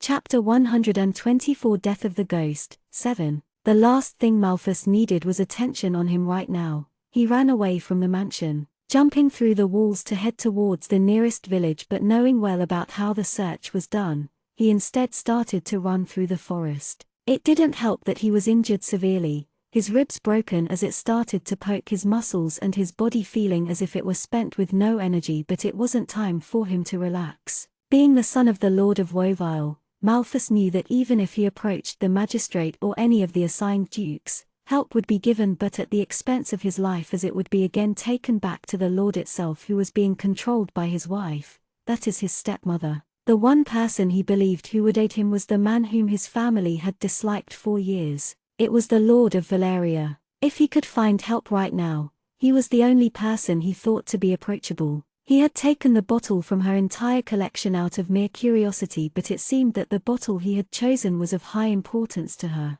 He didn't have time to find out what it was, nor did he have enough time to ask what these parchments he were carrying was all about. The only thing he knew was that his life was in danger thanks to his usual snooping nose. His current priority was to run away far from here so that none of the guards or the people who his stepmother sent after him would catch him. Malthus ran as much as he could, but his lungs were giving out due to the lack of oxygen as he had continuously been running. He didn't know where he was going or what the time right now was. With the thought of him wanting to escape, he ran with all his might when he came to hear the hooves of the horse that came to be heard in the forest. Taking shelter in one of the trees, he thanked himself for the years of experience he had in climbing on and off a tree. When the people in the horses came to halt, they looked around, sniffing with their noses, which he found to be rather strange. Though some were men, most of them were women, and it was in the count of 8 people. Malthus looked down at his hand. "How precious are you for being chased by so many of them?" He said it in his mind when he came to hear one of the women speak. "Where is he? His scent is dead here." The voice came out coarser for a woman who looked young. Not that he was complaining, but there was something very peculiar about this people. It was only when their appearances started to change did it dawn to him that these were not humans. None of them were humans here except for him who was clinging on the branch of the tree. He must be hiding somewhere here. "You, look at that side, and you on the right," one of the black witches ordered the 2 who were in front of her. What was the possibility of the witches surrounding the tree he was in, thought Malthus in dry humor. Out of all the trees where there were several of them, they had to stand here. How was he going to step down now? Surely he wasn't planning on staying here on this tree all night. "What do you think Sister wants from him?" asked another witch. "Isn't he supposedly supposed to be her son? Or is she planning to kill him the way she drove the first wife out? She is never satisfied, but that is how she is. Now look for him. Whoever brings his neck with the told parchments papers that have been stolen will be rewarded," said the second witch who had given our orders. Malthus continued to sit in the tree until the witches had dispersed in the forest, making him wonder how safe it was for him to get down and start a move from here. In no sense would he be able to fight the 8 witches, because who knew who would turn him into what with their spells. He waited for God knows how long before he stepped down from the tree while checking the moon that had come to stand right above his head. Reading the position of it, he hoped a good amount of time had passed and he finally stepped down. But he hadn't gone too far from where he got down when he realized what he had left back in the mansion. All these years after his mother's death, he had wanted to leave, yet he hadn't for the sake of his baby brother. But now that he did leave, he didn't know if he would ever come to meet his brother again. He hadn't even got to say goodbye before leaving the mansion. It wasn't his fault though for being beaten on his head to be dragged into the prison cell. Maybe it was for the best to leave his brother Silas there were people who would look after him even though they didn't have the entire knowledge of who he belonged to. One day he would come back to meet him, and he hoped that day his brother would understand why he had to leave. Knowing his stepmother, she would feed the naive boy lies, but in time he would learn the truth about that woman who claimed to be his mother. Not turning back and not wanting to regret anything, Malthus started to head towards Valeria. The witch who had been given orders to corrupt the hearts had done her job without Malthus' knowledge. A village or 2 away from the borderline that separated Mythweald from Valeria had been poisoned with the last of the potion which had years ago been used to corrupt the pure-blooded vampires' families. Due to one of the dukes in Bone Lake, Leonard Carmichael, who had been handling the case of the mass murders, along with the Lord of Bone Lake, the plants and other major ingredients that was necessary to create the potion had been destroyed to the point that the potion could no longer be created. Esther had saved the last of the last without anyone's knowledge, which she finally used to create the massacre of the villagers through the help of the vampires whose hearts were completely corrupted and had turned insane.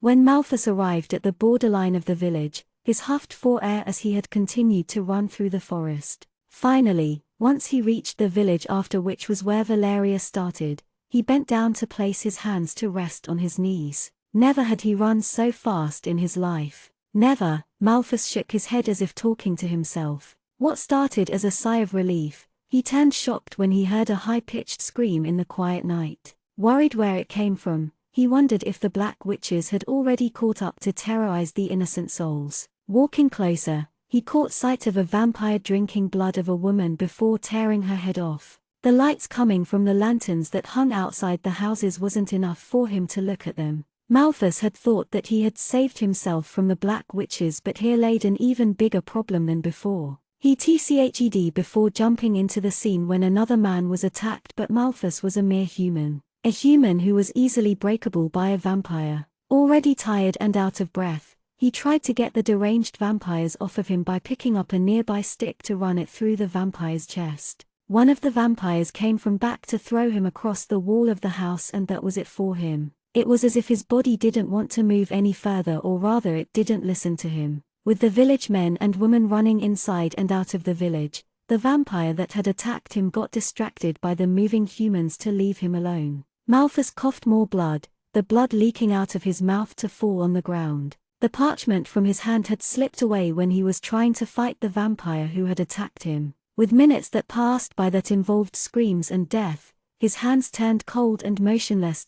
When the Lord of Valeria arrived, he was beyond angry at the sight that was presented in front of him. People's limbs were torn apart, the stench of blood heavy in the air. After rescuing the only survivor in this village, which was a young girl, either the council didn't do a good job or someone's transformation went wrong while turning the humans to a bunch of deranged half-vampires, spoke Lord Alexander. Looks like the council will be sending another notice to us. Sylvia, get this place cleaned up and the bodies buried, and ask Elliot to meet me once he's done with his current assignment. Yes, my lord, the woman named Sylvia replied with a nod and continued, I found this lying on the ground. She handed the parchment of papers which was in a curled state to him. She saw him uncurl them, to see what it was, and heard him murmur, these are names, and as he scanned it one of his brows raised up. Did you find anybody lying around when you found this? He asked. This was no ordinary parchment, he thought to himself. The contents inside it was highly classified information.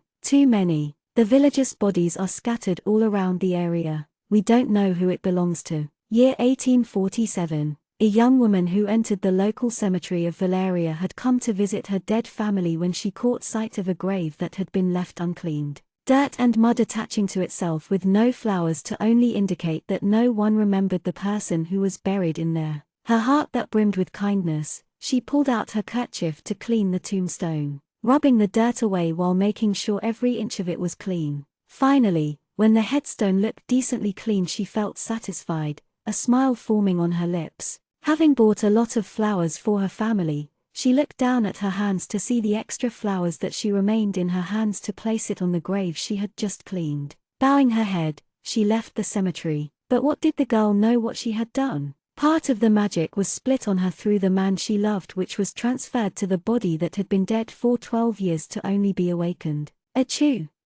Chapter 125. Scissors. A small rabbit hopped on the ground, while a little girl who was going to turn 6 tomorrow followed the rabbit earnestly. Her small hands tightly caught hold of the front of her dress and maybe lifting it a little higher than necessary, letting one see her small bare feet that quickly walked and paused on the rabbit's command. Inside the Delcroft mansion, Lady Catherine, wife of Lord Alexander, made her way through the corridors while speaking to the maids on what had to be done with the stairs, as they appeared to look bare compared to the other decorations of the mansion. Maybe some white and pale pink colors after every 4 stairs would be nice. Dorothy, said Lady Catherine, her voice polite and her gesture calm. Yes, milady. Dorothy bowed her head. Matilda and the others are in the kitchen, and there are others who are working on the ribbons, informed the maid, who was also a friend of the lady when Lady Catherine was young and had been given shelter in the Delcroft mansion by the Lord of Valeria. That's wonderful. Thank you, Dorothy. Lady Catherine appreciated the help while going to speak to the other servants of the mansion to make sure everything was right. Have you checked the candles on the chandeliers? Please double-check it so that none of the candles is going to fall nor its wax. And yes, we need to get the tables moved out from the inside halls. The servants bowed their heads, obliging the lady of the mansion. In time a young boy, who appeared to be around in his teens, walked towards Lady Catherine. Good afternoon, mother. The young boy wished his mother. His hair black and his eyes dark red that he had acquired from his father. It looks like everything has been prepared for tomorrow. Evan was at the age of 18, and he had returned home after making a trip to the nearby villages and town to collect the information from the magistrates to assure everything was going well. The same would be presented to his father, Alexander Delcroft, who wasn't in the mansion and had gone out on work. Lady Catherine kissed her son's cheek. Good afternoon, Evan. Most of it, yes, but I need to take a look at the kitchen. Your father has invited people from the other 3 lands, and it includes the people from the council. There will be a lot of people, and we need to make sure that we can accommodate everyone without much hassle. Don't we have the number of invitations that were sent out? Asked Evan, and Lady Catherine nodded her head. We do, But we don't know the extras who would be making their presents tomorrow, replied Lady Catherine. And she then asked, how was your trip to the towns and villages? She asked, giving her son equal importance as her daughter's birthday that was being hosted tomorrow evening. Same as yesterday, mother. Everything has been going smoothly. It is all thanks to fathers. Both the mother and son started to walk away from the start of the stairs, making their way through the long corridors. I was going through some of the old files and found many details to be missing in there. The files were nearly a century old. Thoughtfully, the Artemis case? Questioned Evan. I am surprised they still have it stored, murmured Lady Catherine. It must have been during the same time when your Uncle Damien and Aunt Penelope had come to visit Valeria, she said thoughtfully. The Artemis case? Questioned Evan. As Evan was the son of the Lord, he had taken a keen interest in his father's work, while going through anything and everything while preparing himself to be part of the council. Yes, that's the one. Lady Catherine nodded her head. Things are much different now, and we have more control over what is going in Valeria. Her thoughts went to the time when everyone had fought the Black Witch named Esther Norman. Those were some quite difficult times, and since that incident years had passed. Lady Catherine then looked around the place, and she said, Evan, dear, can you search where your sister is? I asked one of the maids to go find her in the room, but she's not there. Though she knew her daughter wouldn't go anywhere far and was in some part of the mansion, she still couldn't help herself but be worried about her daughter, who was always up to some mischief. Catherine had stopped counting the years she had spent in this mansion, and both she and Alex had made their own family, filling up the mansion with more memories. They had two beautiful children, Evan and Josephine. While Evan had taken after his father when it came to things with a serious attitude and demeanor, they always found their daughter Josephine doing something or the other that often got her into trouble. She raised her hand, scratching her neck, wondering if luck was passed on from her to her daughter when it came to finding trouble.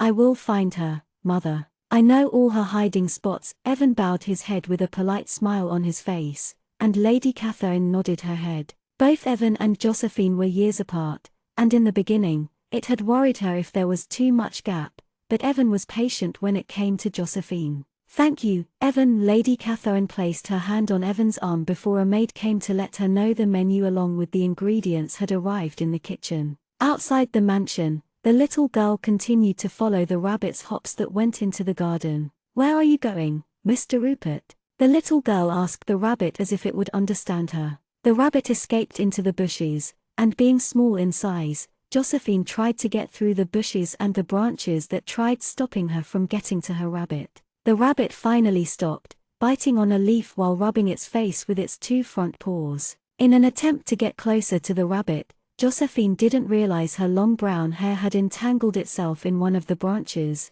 and when she was 3 steps away from the white rabbit, she felt the pull of her hair. Ah! She screamed as if a ghost had caught hold of her. Her brother, who was looking for, heard her scream and he quickly stepped out of the mansion, making his way to where she was. Josie? Evan called her and Josephine raised her hand that only resulted in the nearby thorn scratching her hand. Brother Evan, I think my hair got stuck. Josie yelled loud enough for most people to hear her. The people in the mansion were used to the cheerful voice of the daughter of the Lord. So I see. How did you even end up there? Asked Evan with a serious expression on his face. He got closer to where she was, pushing the branches away from his path. Mr. Rupert needed help. The little one pointed her hand towards the rabbit. Evan shook his head, and now you need help too. Reaching where she was, he looked at her hair that had entangled around the branches. It seemed like his sister had tried to free herself but had instead only made it worse, that it now reminded him of a bird's nest.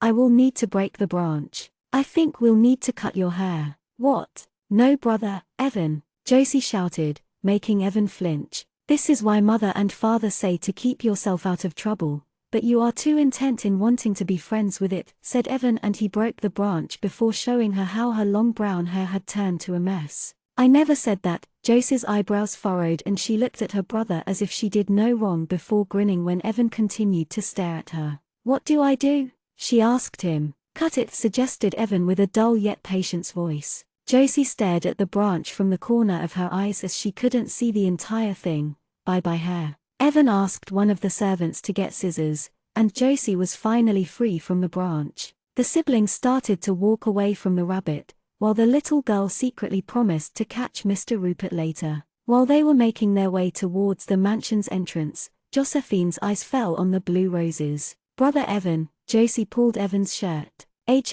Asked Evan, noticing the carriage that entered the gates of the mansion. "Is it true that blue roses are rare in Valeria?" Levi said it doesn't exist anywhere else. She walked closer to the rose bush, leaning forward to take its sweet scent, and a smile appeared on her lips. "They are rare. It is very dear to Father," replied Evan. "Grandma's memories live there." The little girl pursed her lips. "Papa said that. He said he talks to Grandma when he misses her." "I didn't know people turn into plants," came Josephine's thoughtful reply to it. Taking a step closer, she whispered, "Grandma, are you in there?" Evan's lips twitched, hearing his sister's question. "Grandma, do you speak to her too, Brother Evan?" asked Josephine, wondering why her grandmother Isabel was not talking. While she had pressed her head close to the bushes and without a worry of being scratched by the thorns, a pair of footsteps approached where the Delcroft siblings stood. "What are you doing there, Josie?" Josie's eyes widened,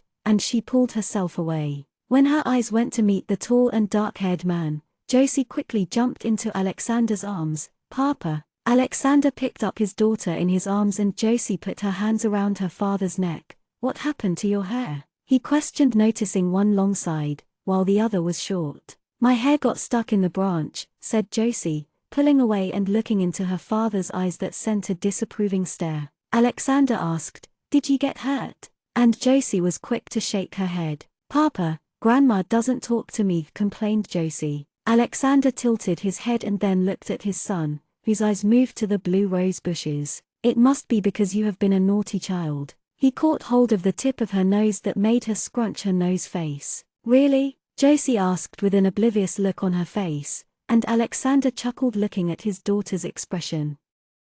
Chapter 126 Promise. Little Josie sat in front of the mirror with a towel that was spread around her neck. Her mother, Lady Catherine, stood behind her, combing her uneven hair cut by her brother a few minutes ago. "Really now? I told you to stay put and not to go outside," Catherine mildly scolded her daughter, where the little one now sat with both her hands on her lap while blinking her eyes. "But, Mama, there was a rabbit outside," came the small voice of the girl. Catherine smiled at her daughter's innocent words. She brought the scissor before starting to trim Josie's hair even so that they didn't look jagged. The long hair had now turned shoulder length. "You should have asked your brother. I am sure he wouldn't mind bringing the rabbit to you." "I didn't want to bother him." Josie looked down at her hands, playing with her fingers. "Did he tell you were a bother?" asked Catherine, and Josie shook her head. "Then you assumed it wrong, sweetheart. I am sure he would be more than happy to help you. After all, you are his little sweet sister." "I am sweet," replied Josie, and it made Catherine smile. She bent down and kissed her daughter's cheek. "Come now, let's get you into the bath." Knowing her daughter, Catherine was sure that Josie had gone to every nook and corner of the castle and garden where dust and mud was present. She took her daughter to the bathtub. "Mama?" called Josie. Asked Catherine, who was washing Josie's hair. "Are Levi and the others coming tomorrow?" She asked about the friends she had made. "They will be coming. We have invited the lords as well as the Duke along with their families. Your father said the Carmichael's family should be here by tonight. The Runes, Quinns and the others will be joining us tomorrow," replied Catherine. Hearing this, little Josie's face turned brighter than the sun with a wide smile before she started coughing because the soap went inside her eyes and mouth. The next day, when morning arrived, her parents were the first ones to come to her room and wish her birthday, to be followed by her elder brother Evan. "You have grown 1 year older now, and even more prettier," praised her father, and Josie beamed in a smile for being called pretty. Her mother hugged her, wishing her before kissing both her cheeks. "Such a simpleton," murmured her brother. He then bent down and brought his gift to her. Hope had gone looking for him before finding him sitting alone, and they had decided to come down. Her hand held his hand, and the other held onto the pendant he had gifted her a few minutes ago. "You use it well until it fades," he said to her. Josie quickly unwrapped the little gift. "It is a hairpin. I love it." She brought it close to her chest in excitement. "Thank you, Brother Evan," and she hugged her brother, who patted her head. Guests slowly started to arrive at the Delcroft mansion to celebrate Lord Alexander Delcroft and Lady Catherine Delcroft's daughter's 6th birthday. The cake was cut, and Josie later found herself walking next to Vincent, son of Nicholas Roon. She had gone looking for him before finding him sitting alone, and they had decided to come down. Her hand held his hand, and the other held onto the pendant he had gifted her a few minutes ago. They walked away from the busy hall where the celebration was still taking place, as Vincent knew that Josie liked the quieter corridors of the mansion than the crowded ones. "You said you would come and visit 1 year ago," complained Josie. "4 months ago," corrected Vincent, and Josie nodded her head. "Same. Did you forget me?" asked the little girl. Because of the age gap between her brother and her, she didn't have many children of her own age to be friends with in or around the castle. The people whom she had found to be dear lived in the Eastland while she lived in the Westland, in Valeria. Vincent smiled at Josie. "You are a hard person to forget." "Nobody can forget you." "I know," murmured Josie. "Uncle Damien said that too. I wanted to visit, but Mama and Papa are busy." "I understand that," said the boy, while Josie swung their hand back and forth playfully. "Right now, I am completing my studies. One day in the future, you will not have to travel and I will come to see you myself. How about that?" Josie gave it a thought with her eyebrows furrowing before nodding her head. "Study fast," she urged him. And Vincent chuckled. "What do you plan to do after that?" "I don't know," whispered Josie, who hadn't thought about it too far. Turning to the side, she noticed the shadow of the creature that slowly moved on the wall,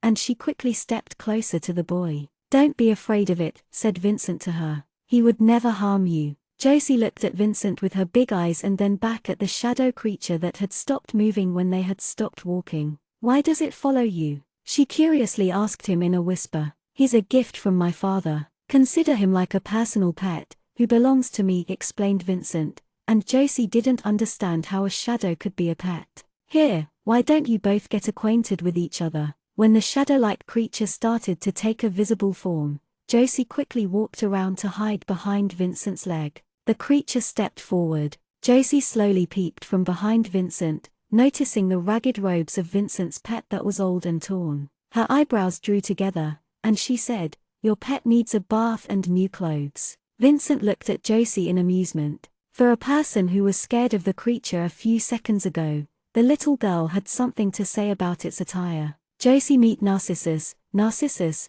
"You know, Josie," the tone Vincent used with the gal was different compared to the gentle and polite tone he had used with the little girl. The creature slowly bent down to meet the girl's height, and as it bent, it made a creaking sound as if twigs were being snapped. Josie watched the creature bring its bony hands towards her, spreading into a half-open palm. When Vincent gave her a nod, Josie slowly put her hand in it and heard it make a gurgling sound. "What did he say?" Josie asked, with her heart beating fast. Vincent's lips twitched, and he said, "You are small."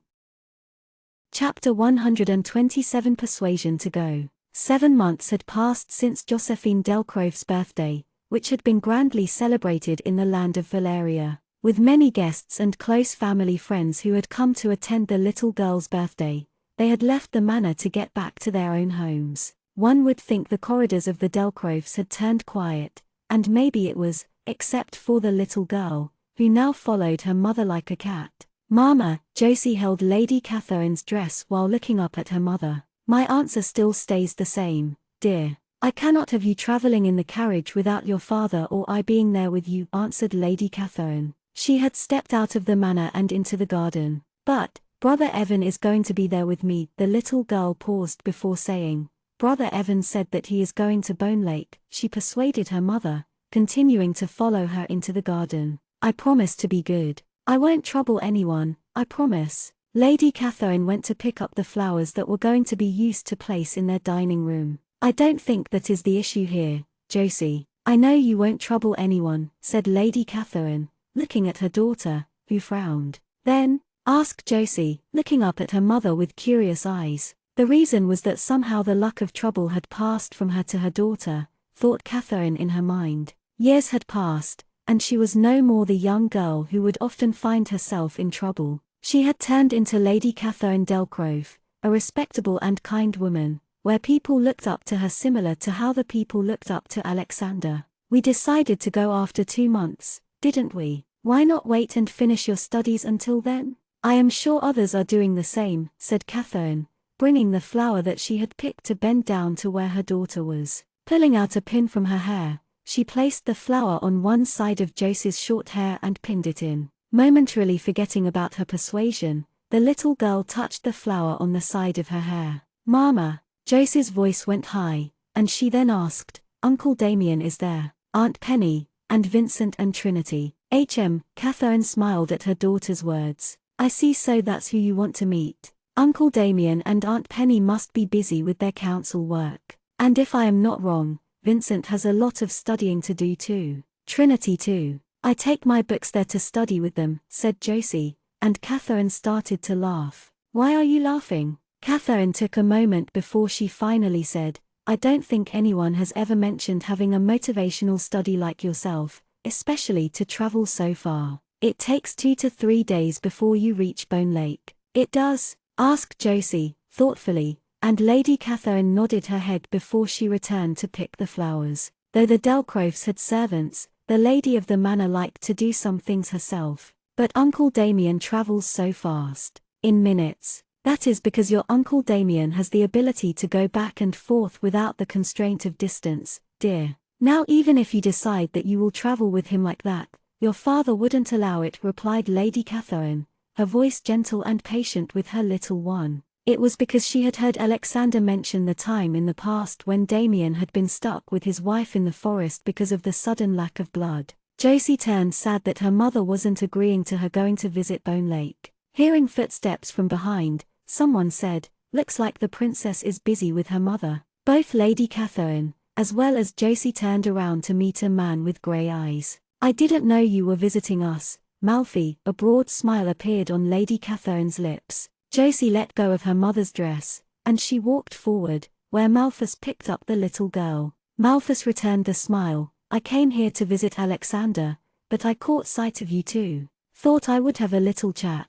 He then turned to look at Josie and asked, that is quite a big flower you have there. Looks good? Asked little Josie in eagerness, and Malthus nodded his head. If I may say, very pretty, replied Malthus, and the little girl smiled, a hint of shyness for being complimented. Were you both gardening? He asked, looking at Catherine. I want to go to Bone Lake, Josie quickly said, hoping the Lord of Mythweald would help her in the mission of getting approval. Malthus looked at Catherine to see her softly sigh. Still in the garden, she mentioned Josie's wish to visit Bone Lake. Right now, Josie was chasing a butterfly that moved from one plant to another, and the two adults watched her. I am going to Bone Lake next week. I have to go meet the head council. I wouldn't mind dropping her at the Quins. Didn't you tell that Evan has to travel too? I will make sure she's fine and doesn't leave my sight. She's too young to travel, and I cannot stop but worry about her if she were to leave Valeria. We have never had her away from us for too long and far, replied Lady Catherine. I am sure everyone is worried about you, but look at you now. Not only are you Lady Delcrove, but you have brought up 2 fine children of your own with Alexander, commented Malthus, his eyes catching the little girl finally catching the butterfly that settled on her palm for 2 seconds before flying away. With no one of her own age, she must be wanting some company, and it isn't too bad to have a vacation of her own and let her explore. In the evening, Catherine spoke to Alexander about their daughter's wish about going to Bone Lake. They were at the dining table with Josie, who was staring at her plate. After a lot of discussions at the table, where the Lord of Valeria was initially not happy about it, he finally agreed, as Malthus and Evan would be riding in the carriage. But with them, 2 more people would be riding in the carriage. Don't worry about it. When little Josie has Uncle Elliot with her, nothing will happen, said Elliot, placing his arm around the little girl, and Josie's eyes brightened. I haven't paid a visit to Jerome in a long time. It is a good time to meet him. I will tag along with them to make sure it is fine, assured Sylvia, so that the Lord and the Lady of Valeria didn't have anything to worry about. Fine, said Alexander, and Josie quickly got down from her seat and jumped to hug her father. Thank you, Papa. Alexander ran his hand over Josie's head and then said, make sure you don't leave their side when you are traveling with them, and his daughter nodded her head with a smile on her face. Important note, a Facebook group has been created where the initial chapters of the new book will be posted along with the author updates. Look for the name Night Squad _Night 17 book discussion.